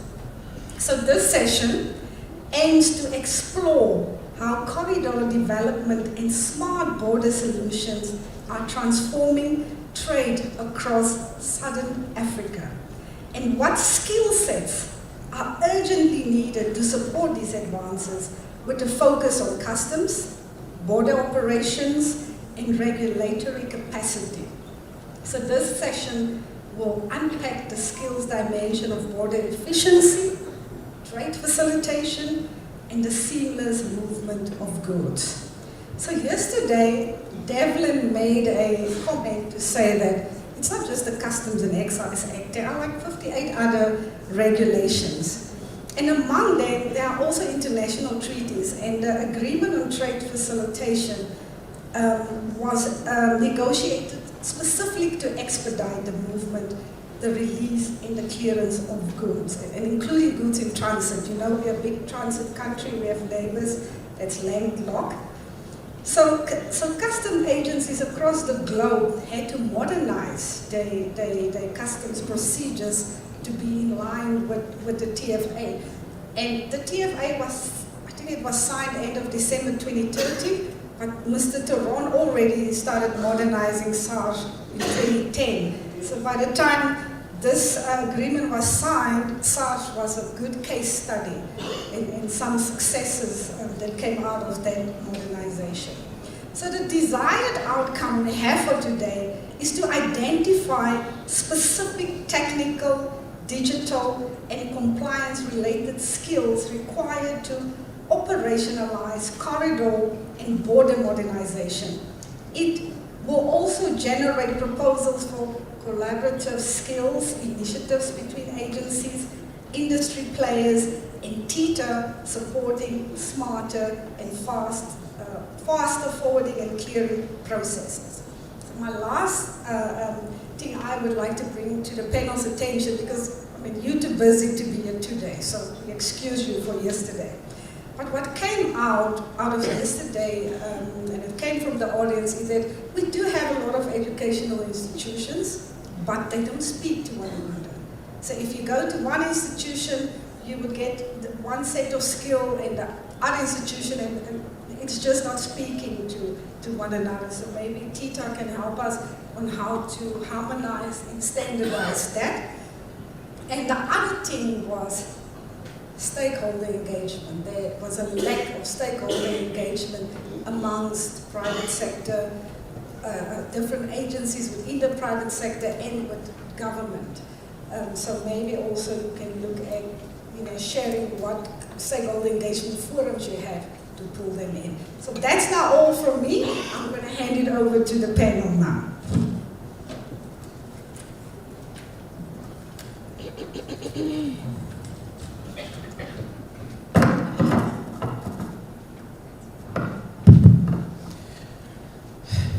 Thank you, Advocate, and thank you very much to you and to the rest of the guests that are in the room. I've seen very important people, far more important than us, that are sitting in this room today. But thank you very much, and greetings to my fellow panelists. Well, I was with the dog throughout the morning. Yes, it's good to see you as always. Great to have you here. So I think maybe let me start by sketching the environment that we are in, so that we can locate the discussion and the conversation within the realm of that reality. So you spoke about goods in transit. So South Africa has a lot of goods that are manufactured here that are destined for foreign markets, especially in the SADC region. We also have a lot of goods that land through our seaports that are destined for the foreign markets. So the challenge with all of us sitting here is to ensure that the transition from South Africa to the rest of the region is as smooth as possible. So if you look at the mandate of the CBRTA, it will have a line there that says ensure the seamless movement of goods and services across the different borders. So the value, and I think Bears will give you that, I'm not putting him on the spot, but the value of the goods that are actually moving out of our borders are in the hundreds of billions of rands on an annual basis. So there's quite a significant amount of trade that leaves South Africa to the rest of the region, and therefore it means that the logistics sector is quite key, and of course contributes about 10 to 12% to our GDP. And therefore we look at the existence of all of these tools is meant to facilitate that movement of goods and services across the borders into the different parts of the country, of the region. And as you have said, some of these countries are landlocked, and therefore they rely on South Africa's feed into those countries in terms of the movement of their goods. So that all of their imports that come from overseas, as well as the exports that they are trying to take out, there's heavy reliance on South Africa to do that. So that's a sin, and therefore within that broad context, we therefore talk about the corridors, and I'm sure people that were here yesterday spoke about the corridors and the essence and the importance of those corridors, because we do have a number of corridors. Let's maybe take one or two or three. You do have the Maputo corridor, which connects South Africa with Mozambique, and that becomes key, especially nowadays. There's a lot of traffic that goes to the Maputo port from South Africa. And then you have the North-South corridor, which we have just come back from, as I was telling you informally during the morning. We have just driven that corridor up to the border of DRC and back to assess that corridor. We also have the Trans-Kalahari corridor, which connects South Africa, Botswana, and Namibia. The North-South corridor, of course, touches on Botswana, Zambia, the DRC, and Zimbabwe on the other side. And those are the two routes that we drove. So it's important that we understand the context of those corridors, because one, they promote connectivity, and the majority of them are connected by road. Of course, you do find some pockets of intermodal facilities of connectivity in some of these corridors, and they become quite important. And therefore, secondly, they also look at the movement of goods and people across these different borders, how we can facilitate the people in these corridors. So the connectivity amongst those countries on the corridors become key, and how we facilitate that movement. They also play a major role, of course, in economic development, because amongst the different countries, you can plot infrastructure development, what is necessary. You can plot some of the other nature of developments in between and amongst these member states to make sure that there's better coordination between these different states. So within that broad context, and I think you heard in the morning as an example in the earlier panel, they were talking about the development of electronic vehicles and green hydrogen vehicles. So that needs to be understood, especially in the cross-border environment, in the context of connecting different countries and looking at infrastructure in those different countries, whether it's possible or not possible, or how do we put that infrastructure along the corridors in the different countries. And therefore, in that whole context, your agents, your freight forwarders become quite key, because they are the ones that are assisting and working with SARS to a large extent and other entities. I was telling the doc during coffee that sometimes they a bit of a headache in our borders, but he will talk about it. He's older than me. So they find a way of coordinating with the different countries, the different customers, and they bring the goods across from the different countries, and they are the ones that facilitate that movement through various transportation mechanisms into their points of destination, and therefore they are an important stakeholder in what we do in our space. I won't go into details. I think some of the colleagues will go into some of the details, or perhaps when we talk later. But I think if you look at some of the challenges in terms of what we're dealing with, there is, to a large extent, there is a lot of regulatory fragmentation. So what you do find as rules in South Africa differs to what you find as rules in Botswana, in Namibia, in Angola, and all these countries that we work with. And therefore, it becomes difficult as a business to move things across because we have to comply with different sets of rules across these different countries, whereas we're in the same region as SADC. But that is one of the biggest challenges. There are movements in the right direction, but it is slow. Some countries are moving in a better space. Secondly, you also find that there's a lot of manual entries in the different countries. There's still a lot of paperwork. So as a business person, when you move your goods, you are time bound. You need to have your load in a particular country by a certain date, and you need to come back to load a second load so that you can make the returns that are needed for your business. But with the delays that I experienced along the corridors, especially by the different mechanisms of regulating in the different countries, then you have serious problems in those countries. You also have border delays, especially in some countries in the north. I think in South Africa there's different interventions that are being done. There's significant improvements, but the doc will talk about that. But in the countries up north, you still find people waiting in the ports for a number of days. We will interrogate that maybe later as to why those delays are taking place, but there are those challenges where you still find, and therefore some of the freight that is bound for those countries, that is time bound, also suffers along the way, because some of the freight gets damaged along the way, and by the time it gets to the shelf on the other side, there are challenges there. You also find that there's different infrastructure along the corridors, and therefore it's not easy to coordinate the corridor as a whole. It's not smooth flowing. Because of manual systems, there's still minimal investments in other countries in terms of IT and IT services, and therefore you do find that even if there's a one-stop border post, like if you look at Kasungula, for instance, you still need to walk in there and start on the Botswana side and process window by window on the Botswana side, and then you go to the Zambian side and you process window by window.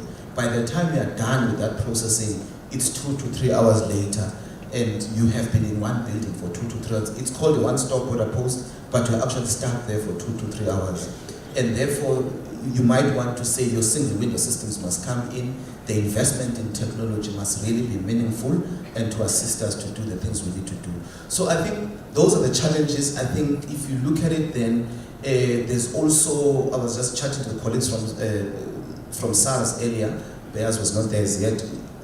You look at the clearance process. SARS has got its own processes which are quite advanced in terms of clearance. They've got their AUO program, which pre-clears customers, but if you go across the borders to other countries, you don't find the same service. and therefore the delays, you might be pre-cleared here quicker, but you cross the border and then you have similar challenges across the border. And it's important that customs entities speak together. So if you look at skills, therefore, that are important, I think we need to invest significantly in your IT skills for people to run these services across the different borders and improve the time processing of different documents that are there, of different clearance documents, and also of processes of immigration as we move across the different borders. That's the first part. Secondly, there's a whole concept that is being discussed now and implemented in certain areas of smart corridors. So the more we focus on smart corridors, the better. We were talking earlier informally about no-stop border posts. So if we can introduce such concepts, I think the doc will speak to that. That would be a good idea, because then we're able to push goods through as speedily as possible. Some of the people that have been to Europe will know that, for instance, Europe doesn't have borders at all. Trucks move from one country to another. There are no physical borders. I'm not sure when we will get to that stage, but we've got to get to that stage ultimately if we have to improve Africa trading better with one another. So those are some of the skills that we need to focus on, but also skills of those that are working in the different components within the immigration services, the customs, the tax people, and all these people that are working in the different border posts, because sometimes it takes long for them to process documents. Sometimes they don't have the right understanding of these documents that they're working with on a day-to-day basis. We were delayed for an hour or two as government officials because a mistake happened with the car rental company. It put my name on a different car and another car, but the cars were both, they were all there. But that took us an hour or two to clear, just to clear that. And I think that's the difficulty. You can then imagine people that are running their businesses that come through without any government cover, and it becomes a major problem. There's also a lot of non-tariff barriers on the road. You find all these roadblocks that are on these countries' roads, where people get stopped every kilometer or every 10 kilometers or every 20 kilometers. You get asked different documents. So the movements and the transitions in these different corridors are very difficult sometimes. And I think the more, so in the SARS context, yes, you can clear the issue of tariffs, pay in advance, and make sure that the paperwork is done. But if you still have physical barriers on some of these countries that we're driving in last week, for instance, and you have to account for each and every document in a roadblock, and sometimes the guy doesn't even understand the papers that he is asking for. You have to fight with him on a particular piece of paper. So these are some of the challenges on these corridors that we have to improve over time. And therefore the training of law enforcement officers and different enforcers becomes key. Finally, I think the issue you are raising is an issue that we wanted to touch upon of the training. So there are different training institutions, and I think that's where we, with TITA, as CPRT, we can partner, because we're on the ground, we understand these challenges and the skills that are needed. So we can look at some of these areas that are needed and the skills that are needed. But one of the challenges that I want to pose to people that are from academic institutions as well as the Department of Education, you find that these institutions are not evolving. So the syllabus that was used to train 50 years ago, or maybe let's give them credit, okay, 10 years ago, it's still the same syllabus. And it's not informed in some instances by the realities on the ground. You just train for the sake of training. You are giving academic training which is not informed by these realities that we're experiencing on the ground. So there needs to be that shift in the academic space, but also TITA needs to find some of the specific courses and fund them so that we can then move and transition to a better environment. Bears, I've spoken a lot.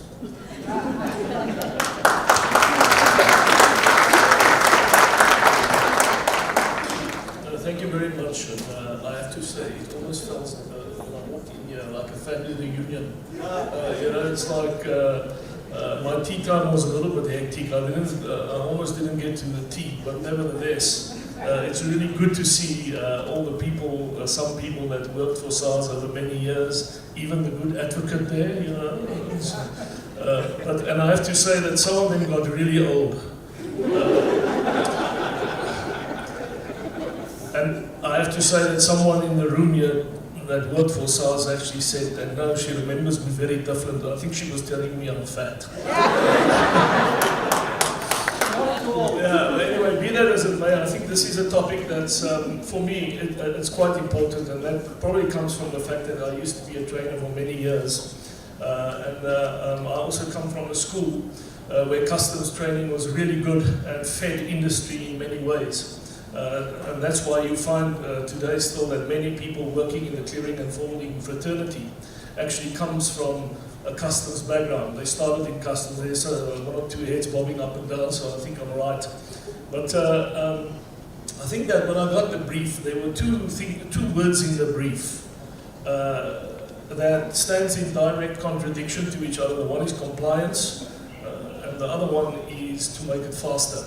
So, and that's a very real dilemma for customs administrations and regulators across the world. Because you've got to find the balance between driving compliance and facilitating trade, making it faster, making it cheaper, and making it better.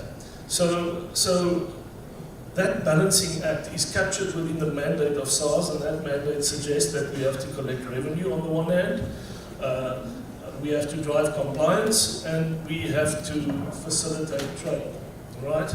So how do we apply that balancing act? And I think you can see my modernization background doesn't help me, I still have papers. But how do we then apply that balancing act?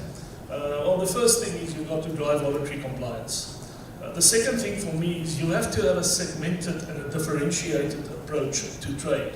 So at the high end, you need to understand that I've got an authorized economic operator for which I need to give service and benefits. And on the other end, I need to apply hard enforcement to the very non-compliant people. And somewhere in between, there's other segments that needs differentiated services and application of our business processes and legislation. The third item that's really important for me in that balancing act is applying data-driven and risk management operations to the environment that we work in. So how do you find the needle in the haystack? You get rid of the hay, as much hay as possible, and for that you need data and you need risk management systems. And this is going to become increasingly tricky for regulatory bodies and customs administrations. You need to shift your mindset away from the border being a physical location. The border is not a physical location. That physical location is the crossing point. You can manage the border at the gate of a bonded warehouse or a rebate store or the depot or wherever. As long as you have the data pieces, etc., that helps you to make your decision making or to improve your decision making away from the border. So move away from frontline intensive operations to back-end data and data-driven decisions and also audit-rich environment. Technology and making it simple and easy. I actually looked at the boards around here and kind of the strategic objectives, and a lot of the wording that I see here talks about innovation, technology, etc. And that will become increasingly more important. So even though we've modernized for years to the point made about liberation of African trade, we are going to, in actual fact, it was very heartening for me to hear, because for many years, people, in fact, when I started to talk about non-stop orders, a lot of people laughed at me and thought I'm absolutely crazy. And I was at a session, Eastern and Southern African WCO session, and there was a discussion by the Secretariat of the African Continental Free Trade Agreement, and this lady made a comment, and she said, the Council of Ministers are asking, if you are investing in digitization and automation, why are you talking of stopping at the border? Why aren't you talking of a seamless flow through borders for legitimate trade? So we really need to start thinking very differently about where we are shifting towards without losing, in the balancing act, the control piece and the compliance piece. And the last point that also came up here today in some of the other discussions is, where's the partnerships? Not engagements. You need partnerships, and you need partnerships with different stakeholders, including interagency engagements and partnerships. There's a lot of work that we are doing. All three of the gentlemen, or all three of us sitting up here, is engaged in programs in one way or another where we try to work collectively to make it better at borders, and that is quite important. But also partnerships with trade. And when it comes to training, and we'll get to answering the question, partnerships in developing our people as well. It is equally important for a customs officer to understand forwarding, logistics, clearing on the outside, as what it is that you understand the importance of managing trade proliferation and the regimes of customs inside the customs world. And there's great opportunity that resides in there, but I'll get back to that. Actually, you know, I ran a little bit. So if you then look at, if those are the things that's going to take us forward in that balancing act, how are we faring? So if you just look at customs and excise in the context of SARS, I think that we kind of getting shifts that we can get excited about. So for argument's sake, over the past 5 years, I've just put data over the last 5 years. So in the past 5 years, if you look at how much of the total collection for SARS belongs to customs, it's been kind of hanging around 22% of the overall collections. In the past year, we bumped that up to close on 26% of the tax base. If you look at, when I spoke about risk management, data-driven operations, 5 years ago to now, we've literally halved the manual inspections with hundreds of thousands, and we've probably put very conservatively about 3 billion back into the pockets of trade. Our success rates in terms of risk management in the manual space has moved from 24% to 47%. For the service manager component, which is the system-driven stops, it's moved from 15 to 23%, and our revenue generated from inspections have increased by 823%. Shifting towards audit-based controls. 5 years ago, we were making 5.3 billion out of audit-based controls. We made the last year 24.4 billion. I'll stop bragging now. All right, so let me go to, okay, so now that we know more or less where we are, how is the world going to change? Well, I've just dotted down a few bullets here, and I'll go very briefly through them. But number one, I spoke about that already. We've got to move away from seeing the border as a physical location.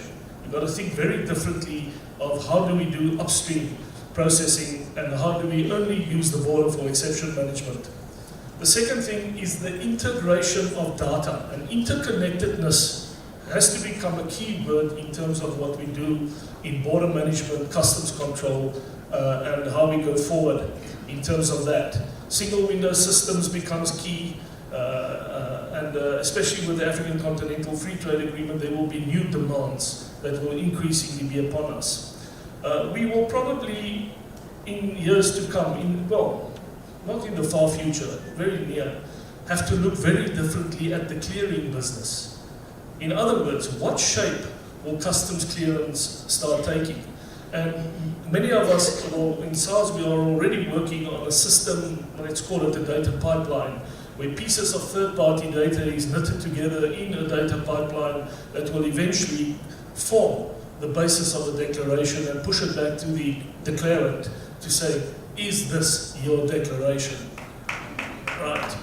And that knits together data C2C, C2B, and C2G in order to have a perfect picture of all the compliance requirements and all the pieces that makes up a transaction. To do that, you need a different skill set, a different mindset. I will add something that you will also start hearing more importantly is sequential processing. Sequential processing in our minds, well, sequential processing paired with data-driven release. So it's the data that you feed in at what time in the value chain of a transaction that will help you to have an expedited release on your consignment.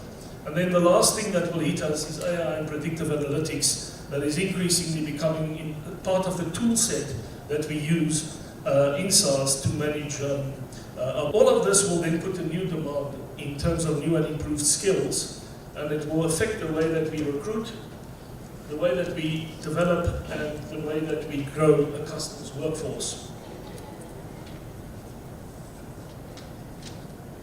See, I prepared a lot. I'm getting too old to remember all of it, so I have to jot it down. So capacity building and skills development in customs. We have 9 strategic objectives, and strategic objective 4 is very explicit in that it says we want to develop a high-performing, diverse, agile, engaged, and evolved workforce. So 5-6 years ago, when I was, I was dumped in this position, by the way. You know, when I started in this position, my title was Director for Customs Border Operations. And as things go, I inherited audit and compliance came in. Then I inherited excise, and it became customs and excise compliance. And that's why my title is so long. I'm sorry, Harvey. But anyway, so 5-6 years ago, when we started this journey, one of the things that really bothered me is the skills level of customs officers. And I'll give you an example, a little story. So I have this guy, he's very eager, and he worked for me at the time. And I started this little team called a rapid response team. And these guys went out and they stopped a container. I bumped into him by chance, and he said, "Hey, man, a really good bust." And I said, "No, that's wonderful. What was it?" He said, "No, it's clothing and textile." I said, "And what was the offense?" He said, "Oh shit, I don't know what you're talking about." You know? So he couldn't explain to me, is it a tariff issue? Is it the origin issue? Is it a labeling issue? Or what is the issue with this consignment that makes it irregular? And the story depicts for me more or less what I've seen, that you get customs officers with 5 to 10 years experience that should have a comprehensive understanding of things like tariff valuation, origin, trade proliferation, agreements, etc. And they just don't have that. They know how to search for something in a bag or something in a box. And that's about the skill set that they have. And for that, we decided, or I, at that point in time with my management team, that we've got to invest very differently in how we develop skills in customs. Because where we are moving towards, you know, I remember when we implemented the service manager system many years ago, we were at one of the borders, I won't mention which one, and the guys were having a big party and they say, no more stamping, no more checking paper, etc. And I kind of wondered, do you actually understand how much responsibility it puts on you to now look at things through automation and understand how to read data, etc. But be that as it may, we were not geared for that from a people perspective. So one of the things that we decided we needed to tackle the development of our staff from a 3-tier perspective. And the first part of that tier is at the time of recruitment, we need to look and assess for very particular personal traits. Maybe we call it the soft skills, but that is actually very important in what type of resource you recruit. And the particular things that you needed to assess for, or that we need to assess for and do now, is integrity, resilience, critical, analytical thinking, and stuff like that. So the softer side is very important to have a customs officer that is well-rounded at the end. The second thing that we had, and this is not going to change in customs, by the way, the foundational skills is always going to be there. There's going to be a need for tariff valuation, origin, and proliferation, understanding trade agreements, all those instruments that's in addition to just the Customs and Excise Act requires a very good skill set in customs. So the foundational skills will remain. And the third area is the specialized skills. And we hiring, I'm going to talk about our recruitment vehicle, but we're hiring people with data analytics skills. We're hiring more people with audit and accounting skills, forensic investigation skills, more legal people within the operational workflows, not sitting in litigation or in the policy space. And then also to address things like illicit financial flows, TBML, etc. Those are new skills that is required by the modern customs officer. So how we then decided to land those skills is to have a 3-tiered approach again. And the first one is to develop a customs cadet program. I promised the colleague over there I will answer the question that wasn't answered before. So the customs cadet program is a one-year program in which we recruit staff. We are, and our approach is very balanced. So with the end state in mind, we are not only focusing on graduates, but we're also looking at matriculants that we can grow through a system to have a customs qualification. Right. So the customs cadet program, I'll get back to that, is step one. The second step is a people, career and capability framework. Now, so it's one thing to land the officer, to bring someone into your organization, but how do you grow that officer? And at the time of his appointment, or her appointment, do they understand their journey? So I've got this girl working in one of the Botswana borders. She's exceptional. She's a data analyst. Her qualification is data analytics. So she's working in the gatehouse doing mark for arrival and mark for exit. Huh? Terrible. She profiles while she sits there. They did an operation in one day, she found 3 cases of ghost exports. The week after that, she found a consignment of smuggled cigarettes. So I asked her, so we were talking about the cigarettes, so she said, no, what did you look for? She said, I applied the WCO risk framework. And when I looked at the behavior and what the guy was telling me, initial questioning and all of that, it didn't tie up. But the giveaway for me was when it went over the cattle grid, it didn't sound like an empty truck. And that's awareness. So I asked that officer, so where to from here? So she said, no, I'm looking for another job. I don't want to do this for the rest of my life.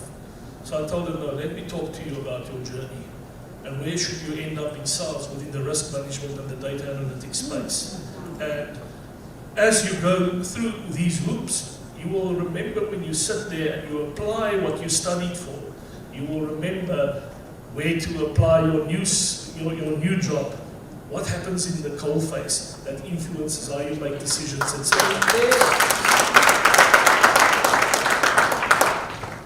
And the last of the 3 legs then is a professional qualification for customs.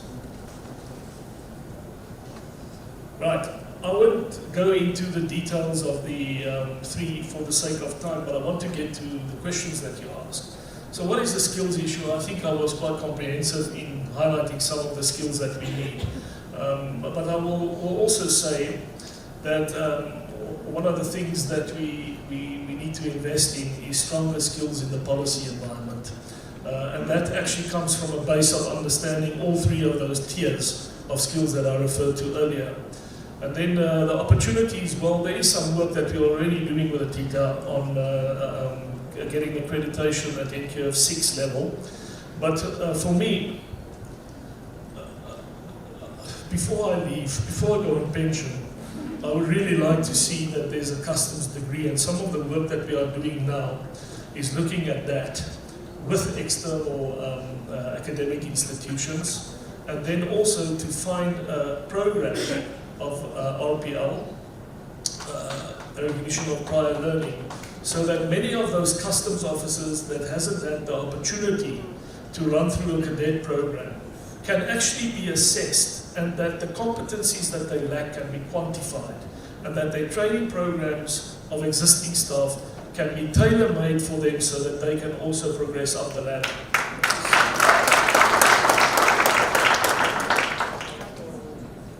At various, we referred a little bit to stakeholder, and I can tell you all the forums that we have, but what we need to ask ourselves, and I'll just cast my eye to the right there to Devlin, but how effective are we in stakeholder engagements, and how effective are we in actually starting to drive joint programs, etc. And one of the things that I think is a great opportunity for us is to start to work much harder on actually having joint training. Even the cadet program can be tailor-made to accommodate industry and other government agencies for that matter too.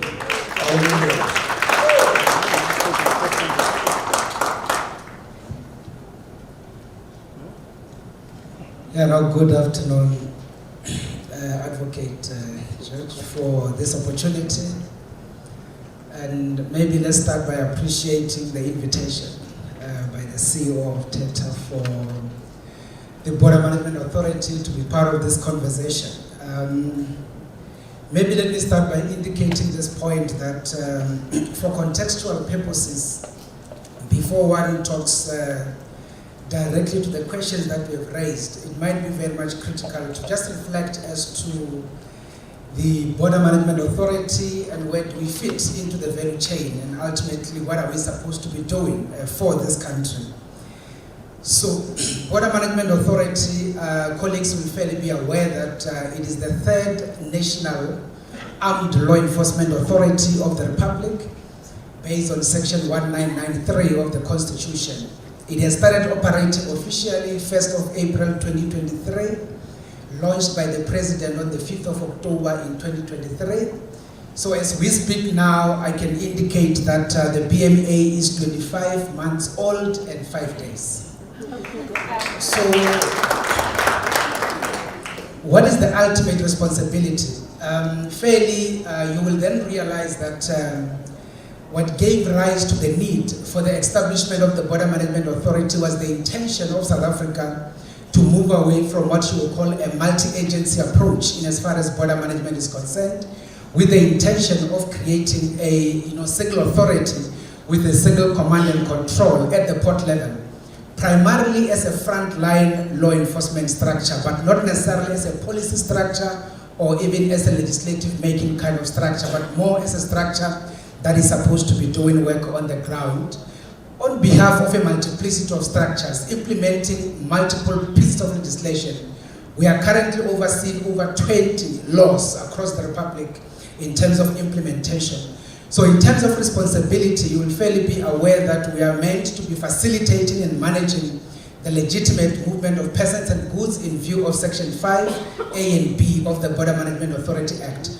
So on that basis, in terms of the establishment thereof, we had to take over the responsibility from the Department of Home Affairs in terms of immigration in as far as the front line is concerned. And on that basis, we ultimately are responsible for immigration management at the port level. We've also taken the responsibility in terms of agricultural biosecurity at the port level on behalf of the Department of Agriculture. We have also taken over the responsibility for environmental biosecurity on behalf of the Department of Environmental Affairs, as it were. But of course, we've also taken over the issues of port health in as far as the movement of persons is concerned in between jurisdictions on behalf of the Department of Health. And ultimately, we are then implementing the overall border law enforcement. As we speak, our stratum in terms of presence, we operate on 71 ports of entry in the Republic, which I suppose you are aware that 52 of those are land, 10 of those are international airports, and 9 of those are seaports. But additional to that, we will operate in what we call a border law enforcement area, which is effectively described as 10 kilometers from international recognized borderline into the country. And of course, in terms of the coastline, our operation actually from the coastline, as it were, is 10 kilometers into the country, border law enforcement area, but also 10 nautical miles seaward in terms of the protection of the Republic, as it were. So that is fairly, in simpler terms, the nature of the work that we ultimately do. Now, if we are then to drift into the actual issues that we are actually discussing now, modern border management. So one of the most critical issues arising from the manner in which we've been doing border management, particularly at the transition in 1994, you will obviously be aware that there has been an activity where departmental people were fairly dropped into the port, as it were, which then gave rise to a situation where you will then have a multiplicity of structures, but also a multiplicity of standard operating procedures that will be defined by individual departments ultimately, but has to be implemented on the ground. So ultimately, that created a multiplicity of challenges, which in hindsight, if we are to look back for 30 years, we can agree that it has made things fairly difficult. And that is why even in the global context, there is an appreciation that it is always better to move into an integrated border management model, even away from what you will describe as a coordinated border management model, primarily because of what the CEO has just indicated, through the context that if you were to arrive at the port level, you had to be administrated obviously by a department in terms of immigration, administrated again by a department in terms of agriculture, administrated differently in terms of port health, and again differently in terms of environmental, and ultimately in terms of your custom related, but also in terms of law enforcement. Now, part of what is the future state in as far as these issues are concerned, within the context of integration, is to infuse multiple, what we call operating procedures, and be able to integrate them and have a single integrated border management activity at the port level, with the view that we have two things to balance. And that is exactly what Bears has spoken about.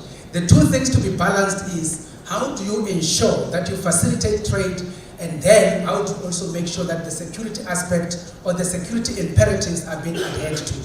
On that particular basis, it becomes a bit of an easier activity in as far as all these things are concerned. Now, let me then talk specifically on the issues relating to Bayer's work and also relating to the freight forwarders. The first point that I want to put very clearly, and the alignment is very much clear, and by the way, that is going to happen very much soon, because we know that we've been struggling with this thing of talking towards the grave. There are people who have been talking things and now they've retired, and ultimately those things are still remaining in plans. The issue that we are going to be implementing very much soon in the context of authorized economic operators is to make sure that trucks don't have to stop at the border. So that is a very fundamental issue that we have agreed upon. I was invited in the Customs Commissioner General's conversation in this same venue, and that commitment we have made. So from a border management point of view, we are not necessarily confused in as far as that part is concerned. Now, what are the things that are kind of delaying in as far as the implementation and in as far as where we are now? So one thing that we can put it very clear is, one, our borders in terms of infrastructure and as well as in terms of geographic outlay, as you will be aware, they were obviously inherited from the apartheid past. The government at the time was not worried much about the movement of trade, was not much worried about the issues of trade facilitation, but it was more worried about one aspect, and that is security. It is for that reason that you will see that the ports are actually a chock-a-block in terms of their geographic outlay. And that is why you will see that the ports are actually put either on the river or they are put on the mountain gorge. It was for the purposes of security. That is why you talk about Libombo. It's like literally sitting at the gorge of the mountain for the purposes of observing the activities and be able to pick up people who are trying to enter the country in that particular context. If you look at the borders, it's either it's Bay Bridge, or whether it's Maseru Bridge, or whether even if it's Finsberg, and all of those are sitting either on the Caledon River or on the Limpopo River. So that is the issue. Now, what is the first step? The first step that we had to make sure we do is to make sure that we open up the borders on the base of infrastructure, to be able to make sure that the implementation of the AEO ultimately and the realization of a one-stop border post, which in the context of trade facilitation, we talk about a non-stop border, as it were, as Bayers will articulate, is the fact that we need to open our ports. It is for that reason that we have moved out to get public-private partners to be able to open up our top 6 land ports, as it were. And I can actually confirm in this conversation, advocate, that from where we are sitting now, very much soon, we are going to make the announcement of the successful bidders for the redesigning and the redevelopment of our top 6 land commercial ports. And those is going to be Bay Bridge to Zim, Libombo to Mozambique, Oshu to Eswatini, Maseru Bridge and Vicksburg to Lesotho, as well as Kofontaine to Eswatini. So what does that mean in practical terms? It means that we are going to be procuring land around the same environment where those ports are, and we are going to be opening up to the extent that from inland, when you come through to the corridor, there will be dedicated lanes that are going to be just for the green lanes, for the AOE transporters, as it were. And on that basis, obviously, we'll have the number plate recognition that is just going to recognize this is an AEO fellow, and therefore it doesn't have to stop, and then the boom will open, and then they'll cross through to the other side. Now, how do we then get that achieved in the context of engaging with our immediate neighborhood? It is for that reason that the conversation goes beyond just South Africa, as it were, but it is also going into our neighboring countries to make sure that we align systems, to make sure that we align even operating models, but at the same time to make sure that there is no confusion in as far as even the legislative framework is concerned. The good thing on the South African side, I can confirm that the one-stop border post bill is currently being finalized by the Portfolio Committee of Home Affairs, and some of you might have seen it, and obviously the conversation is unfolding. The reason why we need a legislative framework is to make sure that the activity that we do, the interface that we do with our immediate neighborhood, it is actually governed by some bit of legislative framework so that there is no confusion in as far as the issues that are supposed to be implemented. Now, let me then conclude by reflecting a bit within the context of, I would say, a border management officer of the future. And I think the majority of the issues Bayers has actually already covered. In the context of the BMA, as we speak now in terms of the country of 9 provinces, BMA's operation is in 4 regions, which basically means that we've conglomerated the country in terms of the 9 provinces into 4 regions. We have the northern region, which is Limpopo, as it were, as well as the northwest, eastern region, KZN, Mpumalanga, central region, Gauteng, and the Free State. Southern region is all the Cape 3 provinces. So on that particular basis, we are then going to be ultimately, and we're busy setting that up, we are going to be implementing 4 regional targeting centers across the 4 regions, ultimately leading into the national targeting center, which will be in BMA head office in Pretoria, and ultimately each and every port will then have a port targeting center. What does that mean? What it means is, exactly as Bayers had said, when we talk about officers that are supposed to be managing the movement of people and goods at the port level, those are the people who will be sitting in the targeting centers, ultimately doing analytics. And that is why, as Bayers said, we need your data guys who are actually trained in terms of big data analytics, and people that are very much trained in terms of analysis, to be able to do risk modeling and be able to understand what are the areas of concern and what are the interventions that we need to be doing. So that if we were to stop a particular truck, we are not stopping it on the basis of Chesla Posla per se. We are stopping the truck because the data in the background is giving us a clear indication that this is a risky truck, as it were, and when we stop it, we know definitely and directly what is it that we are going to be able to deal with. Let me then conclude, Advocate, by indicating what we are talking about within the context of cargo is already being implemented in the context of people. So as we speak now, in the BMA targeting center, we do analysis of each and every person who enters any kind of an aircraft destined for South Africa. So what we effectively do, we do an analysis of each one of those particular individuals via the advanced passenger processing data or system. So all of the airlines, they give us data ahead of time. So if people, like as I'm talking to you now, they are actually entering into some aircraft in Sao Paulo as an example. The team on the ground is doing the analysis of each and every passenger in as far as that particular aircraft is concerned. And they're able to say, airline X, don't allow Mr. X into that aircraft into South Africa because that particular individual is undesirable, that particular individual has committed crimes in this other jurisdiction and therefore is not allowed. So we refuse boarding, and on that basis we are then distancing out the issues of risk instead of having to deal with people that are undesirable when they land at OR Tambo. We deal with them at source. And those are the issues that we're going to be advancing in the context of trade. The good thing is we are working together with SARS, as Bayers had indicated. They will be doing a lot of work off-port, and on that particular basis, the trucks will just have to come through and be able to pass through. And maybe the last reality is the issue of these guys, for example, who are pushing drugs. Somebody was asking the other day, why is there more and more identification of individuals that are actually found with drugs at OR Tambo? It's exactly on the basis of that particular modeling. So on that particular instance, we literally know, even when the people literally take the drugs into the system, put it into the stomach, as it were, and on that particular basis, we already profiled them, we already know that they have the drugs, and therefore that is why when they land here, we go directly to that individual, take them to the scan, and we're able to pick up the drugs, and we're able to take them to the loo and get them out. Thank you very much.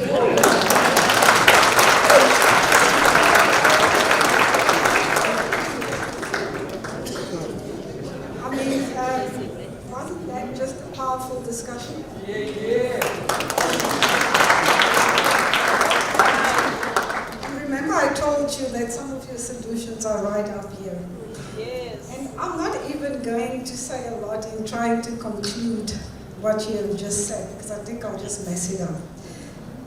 But the key thing that stood out for me is when I started with Mr. Boye, is the fact that you went and do inspection in local.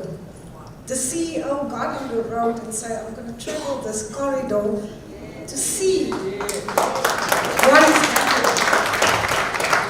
And I think that's quite commendable, because now when you start rolling out your skills development programs, you know exactly what the bottlenecks and problems are along these corridors.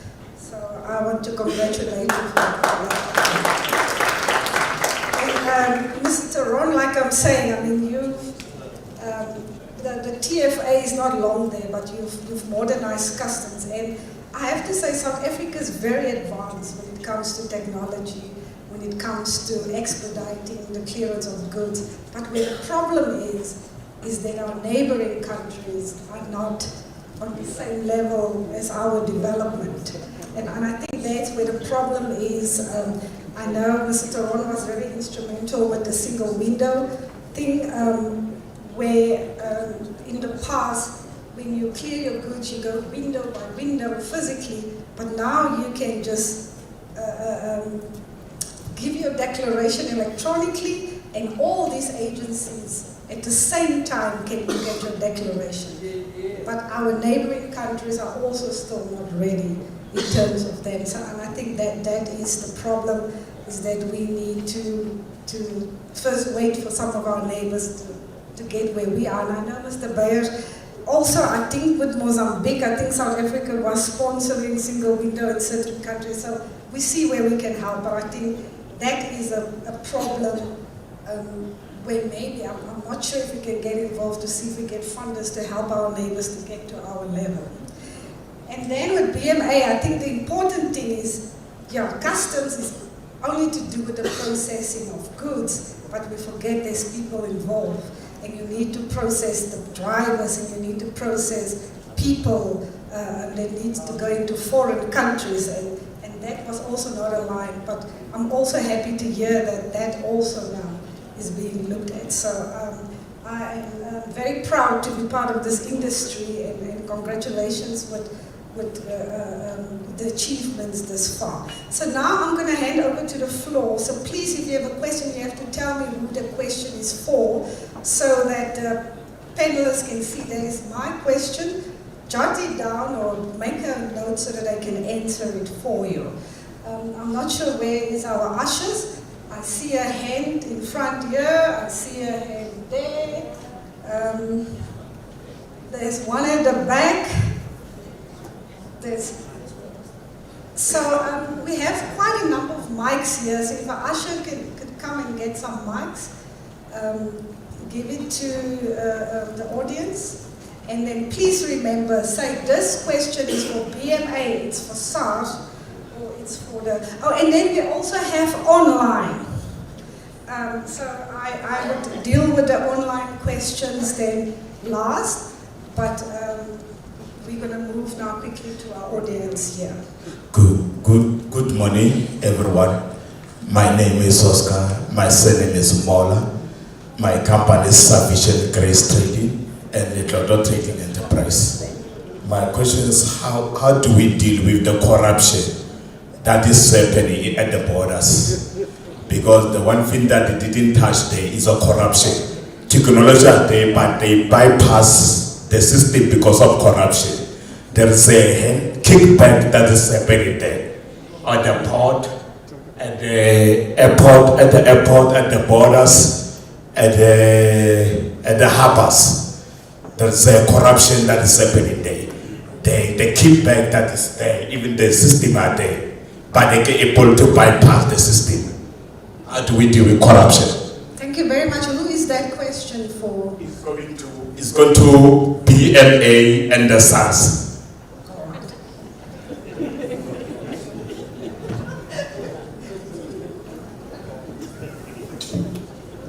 Next question. Hi, it's Charles Day again. think this goes to all three. To what extent is training integrated between the forwarding and clearing industry and customs, CBRTA and BMA? Thank you.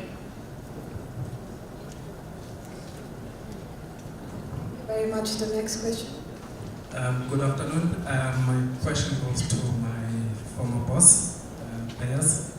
I've got two questions actually. One, we know that customs has been modernized into a high level, one of the global customs authorities. But what has been lacking is the excise part of it, and especially where excise overlaps onto the customs. And it ends up having demurrages in terms of the trucks that has to go to the border because they are not complying with the customs part of it, and therefore they end up not complying with the customs.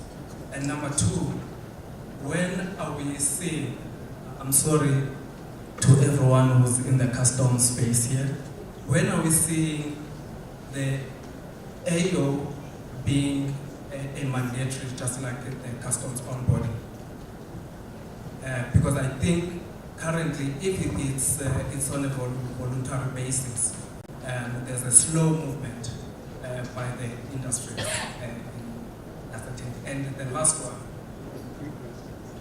the programs that you want to implement in upskilling, are you going to partner with the private sector or the high end, whether you will allow both fences to be trained by the same entities, skills development entities? Thank you. Good afternoon. My name is Bella Tadi. I'm from Rayleigh Group. My question is directed to Mr. Mboyi.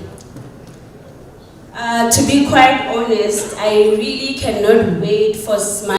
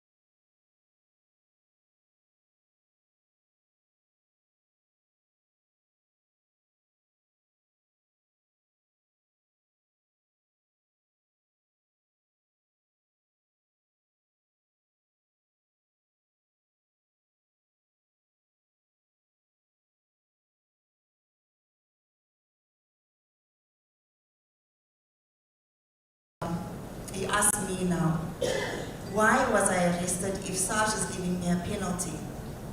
And why is BMA taking me to jail? So I could not answer. I did try somehow to speak to the person that was there for BMA to say, can I speak to you? And to be honest, they were very rude, very, very rude. It was as if I just opened my mouth, they were just going to hit my mouth closed. But anyway, so the client is stuck between two people. SARS has given him a penalty. BMA has arrested him and taken him to jail. He had perishable items. So his request was, okay, as a clearing agent, please ask if they can release the goods. My son can come and fetch them so I can go sell the vegetables. And they refused. I speak to SARS. SARS says it's not my case. I do not take him to jail. Speak to BMA. BMA, there's nobody that I can speak to as a clearing agent. So the question is, that I have is that, can BMA and SARS work together? If SARS has now given the client a penalty, why is BMA also coming in and overriding or taking over from the, because another case was when he was at the police station, what am I being charged for? And yes, the docket was open or the case was open, but the client was not informed as to what is it that they actually arrested him for, other than just saying fraud.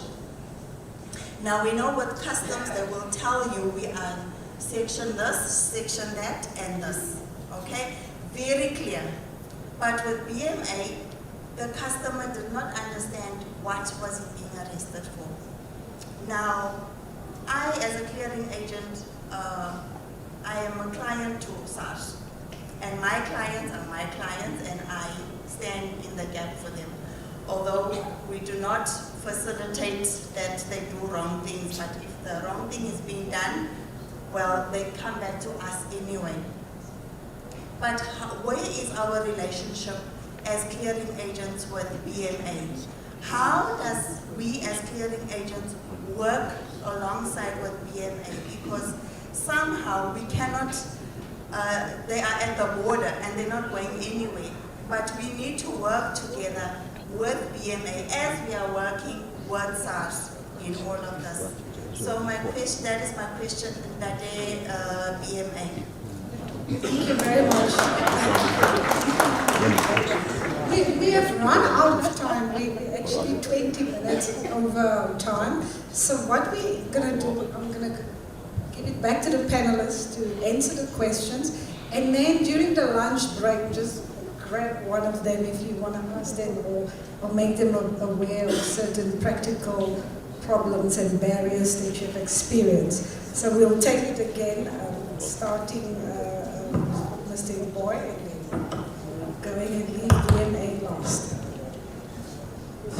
Sorry, there's a question from online, but I lost it on the phone. I think it's Trevor's phone. I lost the online question, so maybe it will just be integrated into the answer. And sorry for the other audience if we couldn't get to your questions. So the question that's asked here is for SARS and for border control. So after in this industry, as long as Papa G, how come since 50 years plus, there are still 2 to 4 hours delays in the border post for trucks to cross. We are way behind compared to the rest of the world. So this is Papa G's friend, I guess. So that was from our online audience. Okay, thank you very much. I think we can spend literally the whole day here speaking about most of these issues, but unfortunately we don't have time, so I'm going to try and fly through literally 2 minutes through some of these questions and deal with those that have been asked directly, and maybe touch on 1 or 2 that I have not been asked directly, that have been asked to my brothers on the left-hand side here.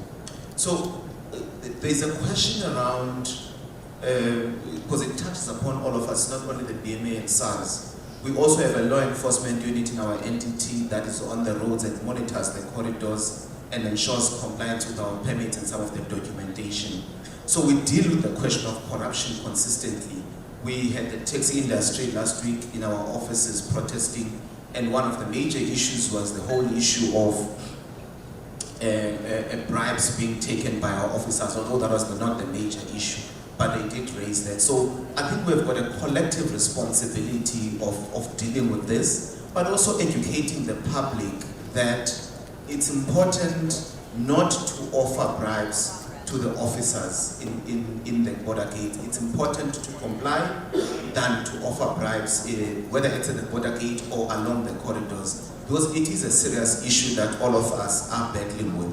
But I'm sure the colleagues on my left-hand side will deal with it much more extensively. But I'm just saying that I think as people that are operating businesses along these corridors, those that are in the passenger space, the buses, the taxis, the freight companies, we need to really up the game in terms of our education to our drivers and to people that work for us to limit or not to desist from offering bribes to the officers. You rather take the fine and take it to the company, although some people say when they take the fines to the companies they get fired. But it's important that as the trucking industry, bus industries, as well as the taxi industry, we deal with this issue collectively.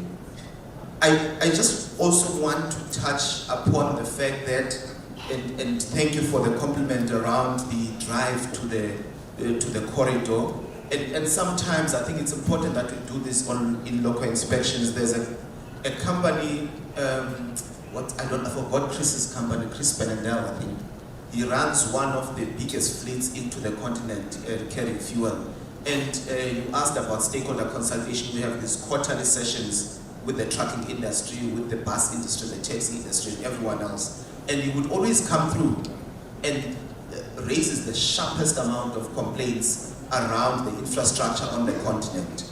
And sometimes I would sit and think, maybe this is slightly exaggerated, until you go out there and see it for yourself and realize that this guy is not joking. And it is actually a pain that he sits with as he runs his fleet across the continent.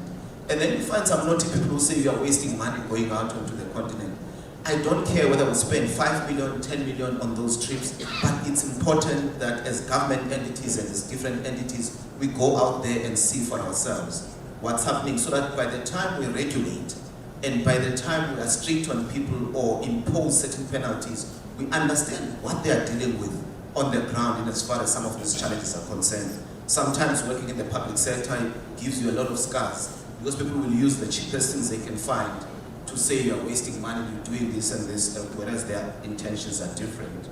So on the training side, Mr. Day, we are integrating, and I think one thing that I also need to say here, which is a worry to all of you, is that we are working closely. And there's a big amount of integration amongst ourselves, especially as these three entities here. As an example, the CBRTA law enforcement and regulatory team has been in the past training the BMA guards on our permits and the licenses that must be produced at the border, because they are the last line of defense at the borders. So we integrate that training, we understand each other's systems, we integrate sometimes our IT systems so that we understand. We have a solid partnership with SARS on the AEO side, but also on the customs side.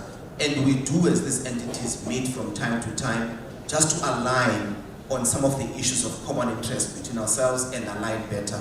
Coincidentally, by the way, this month, which is not a lie, on the 10th, we have a sit down with the BMA, the Commissioner and his team, and ourselves as his team. And on the 17th, it's SARS. So we do align so coincidentally, it's actually taking place this month. And therefore the issues of training also arise from there in terms of the skills that are missing, who trains who trains for what. And of course, most of them, they are bigger, so they take the lead in terms of some of the training areas that need to be activated, but we support where we need to. And then on the smart corridors, I think we are, as part of working with the different countries, we are now trying to see what are some of the documents that these countries really need over and above your customs documents. There are other documents that are needed, but again, it is a shifting target. Sometimes it's these documents, sometimes it's the next document, and I think in terms of our regional structures, we have a regional structure called the Cross-Border Regulators Forum that we are using to bring together all the regulators in the region. We are trying to consolidate under that structure to assist our transporters and everyone who's moving onto the corridor to get a sense of the common documents that are necessary, and from a transportation point of view, we can then be able to share that.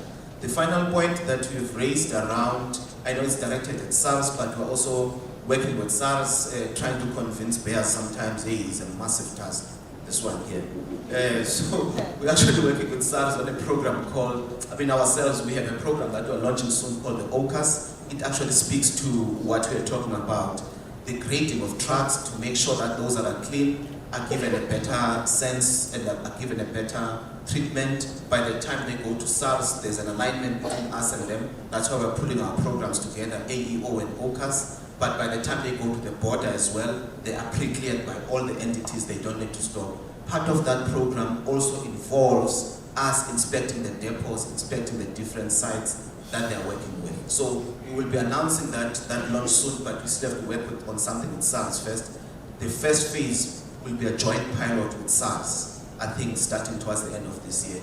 So, but we will make the right announcements, and we think that we're covering the area that you're talking about. Thank you. I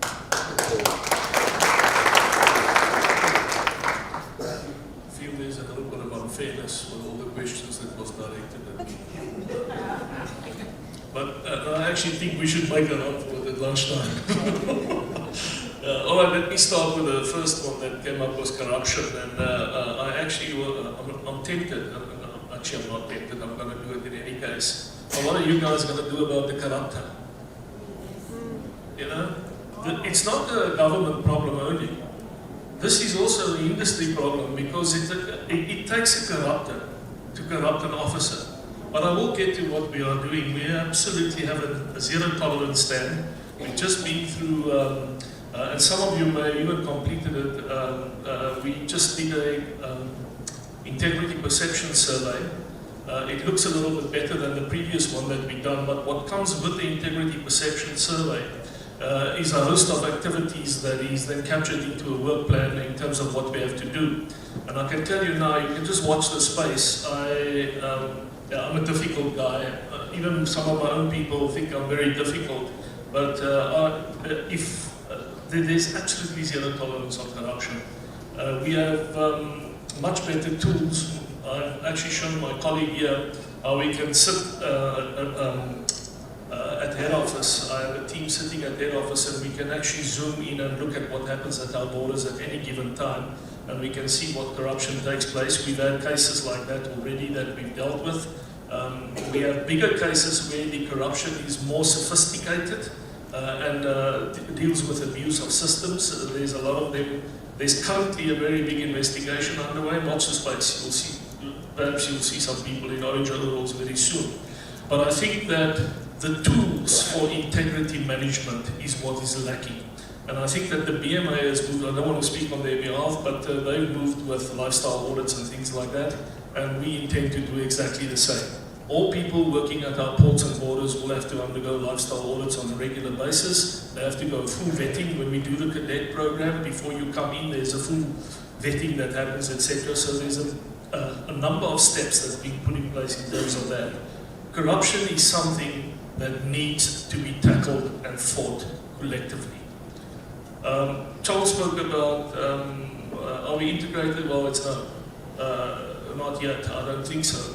But I think part of what I said earlier is that the opportunity is there to work much closer to industry and the TITA to actually achieve, and academic institutions, to achieve that level of integration. And there's a question that came later that asked, can you actually can you have the same training programs? And the answer is yes. If your training programs are competency-based and modular, you can choose what modules you can't train industry on, or what modules are not necessary for customs, for that matter, or a regulating body for that matter. So I think the opportunity is there for people to go and sit in a room and once and for all map this out and come up with a proposal to say, here is how we can set up an academy for forwarding logistics and customs, or border management for that matter too. Right, so I wanted to, yes, I like that question about excise because, you know, I inherited, you saw that in my title too now, no? I inherited excise 2 years ago and it was pretty messy. It's a pity I don't have the statistics here, but we've got improvement in excise in 2 years in terms of compliance work of over 1,000%. We are really damaging a lot of illicit movement of goods, and I can't give you obviously the details, but within my audit space we now have an integrated customs and excise audit team that looks at the full value chain of excise. And if you look at manufacturing, you will see part of our modernization program is going to include excise modernization, and I spoke earlier about the data pipeline. How do you start managing manufacturing from input material right to delivery to the client? And watch the space there as well.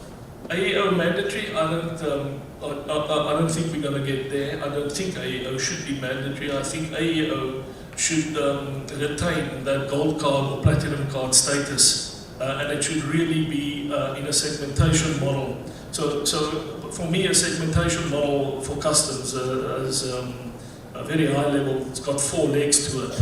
You get AEO, you get compliant, you get non-compliant, and then you get crooks. The trick for customs and for border agencies is to invest your limited resources on that last category and deal with the others in a differentiated way, either through audit or assurance or stuff like that. So AEO will never become a mandatory program, but what we should try and do is to get as much of trade into the AEO program because it says you have high levels of compliance, and from that angle it is quite important. I also wanted to touch on the corridor, sorry, it was directed at you, Luwazi, but I think that we really need to look at what, and it also ties back to that the last question about 2 to 4 hours waiting time. If you go and look at what's happening on corridors currently, I'll perhaps start from the context of SACU. In SACU today, customs to customs, we are sharing real-time or near real-time data. And we are going, when I spoke about sequential processing, we are going to get to a point where we are going to say, if I have an export on my side and I don't have the import on the Eswatini side in my system, I'm not going to authorize your release. I want that document. So we're going to get much smarter in how we operate across the supply chain and use data to make release decisions. So we actually scheduled next week, I don't know if you're going, Mike, but we scheduled to go next week for a steering committee meeting in Komati Port. And that is a joint program that we are running, not only amongst us as South African agencies, but also with the other side of the border in looking how we get to the point of integrated border management. And that becomes very important. So there was a recent study done by SADC on the North-South corridor, and it looked at movement from Durban right to the border between Zambia and DRC, Kusumbalesa. So what was very interesting for me in the findings, if you look at the dwell time at borders, South African borders are really good. It's actually quite fast. You go to Chirundu, the mother of all one-stop borders, and you are talking about days. You are talking about days, and that is because you're not getting to the integration of the process, the interconnectedness, and the use, the full use of technology and automation. And if you now talk to the Zambian head of customs, my equivalent, he's actually moving away from, the one thing you got to remember, there's a lot of people who want to attract development and investment at border towns. With that, remember, comes crime. Border towns become crime towns. So he's putting his hair out right now, and they're starting to move away to different models. And very soon, I am going to share data end to end with Zambia in terms of managing transit shipments from Durban right into Zambia, and vice versa. Is agencies talking to each other between ourselves? We have integrated plans. There's an implementation protocol between SARS and the Border Management Authority. And in that, we have a set of working plans that we manage through steering committees that is co-chaired by myself and Dr. Masiapato. So yes, is there perfection? No, there's not perfection yet. There's a lot of things that's going to be stumbling block. As with anything, there's teething problems in everything. So yeah, we will get there eventually. But I think there's a political will amongst us to work together for the better of the economy of this country, but also for the protection of society of this country. So all the mechanisms in place, and it's kind of working. I wanted to, that long story about the customs offence. Yeah, I'm going to do what the customs guys at the border said, don't make it the BMA's problem, they can answer that one. But I just wanted to say that if you elected to be dealt with departmentally and signed the DA-70, the case is closed for customs. Customs will do one of two things. They will assess on the basis of how much goods did you have. So for argument's sake, if half your container were non-declared goods, I'm going to go for seizure. I'm not going to go for electing to be dealt with administratively, because then you are smuggling, you're an outright smuggler. If it is 2 or 3 things that you've put in there, yeah, maybe it's a little bit petty, and therefore I'll offer you the opportunity to elect to be dealt with departmentally.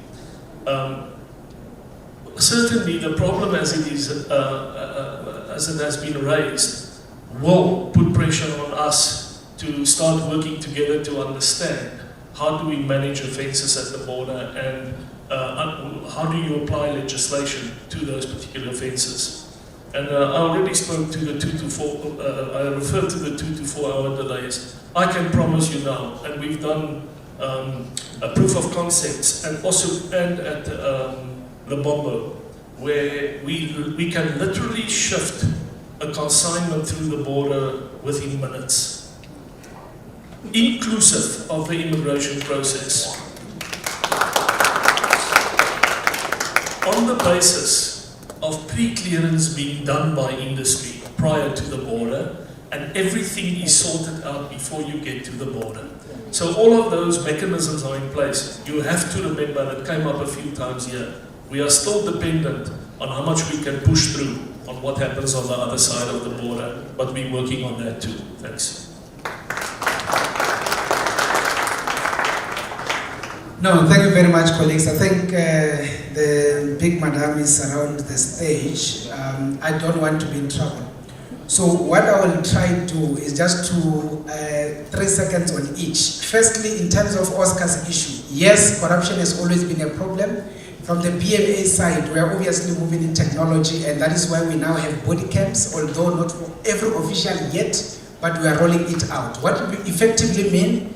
Every interaction that a border management authority official is doing, the interaction is both on audio as well as visual, and we are able to follow it through at head office level.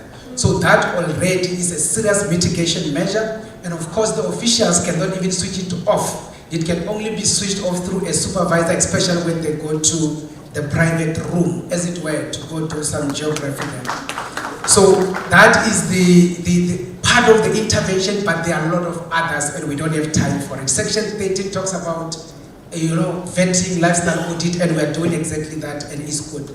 The issue of integrated training, BMA side, there's a need for the establishment of Border Management Academy is in the Act. We just need some funds to be able to kickstart that.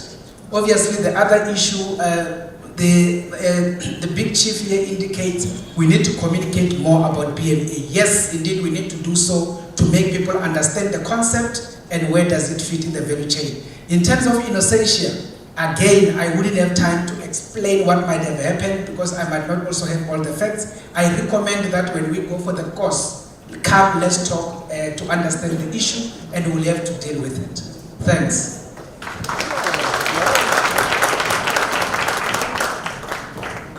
Thank you very much. You see, we're actually being chased off the stage.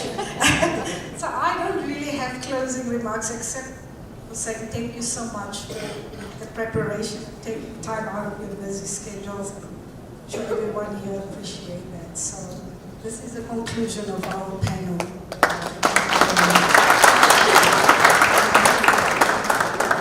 Yes, please. Could you kindly please pose for a nice photo? And I have a little gift. And for the gift handover, I'll be asking to come to the stage Ms. Zanele Mabunele from Forwarding and Clearing.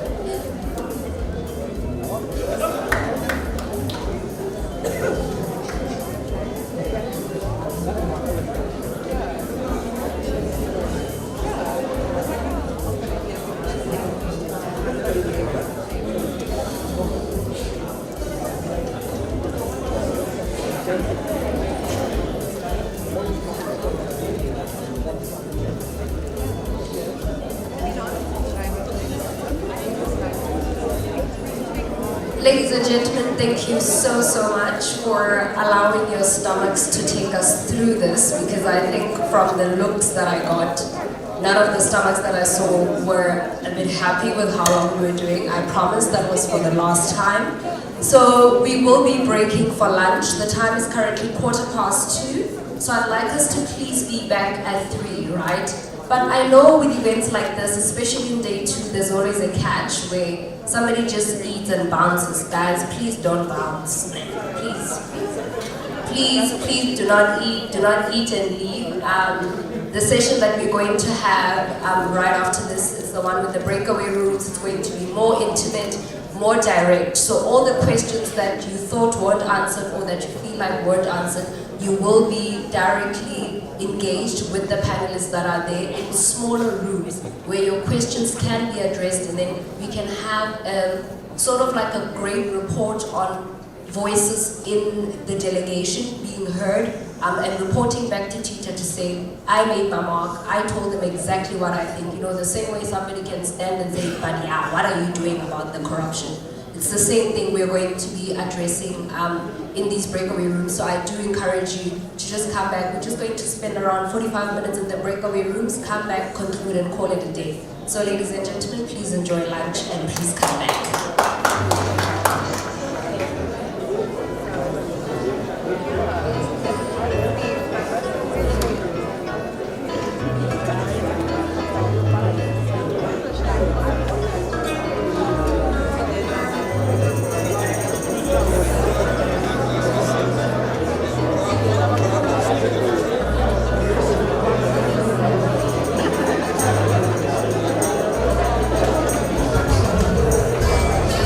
Ladies and gentlemen, can I have your attention, sorry, so that we are able to work together and not have a confusion.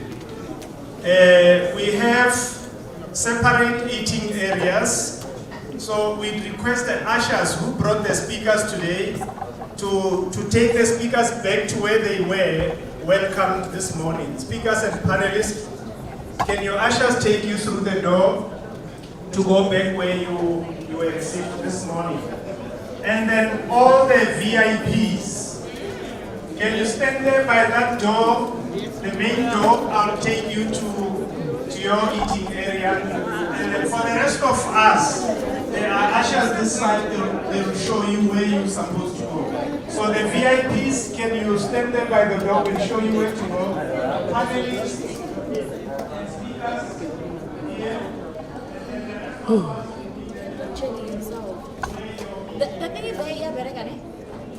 Madam Joyce, as you switch off.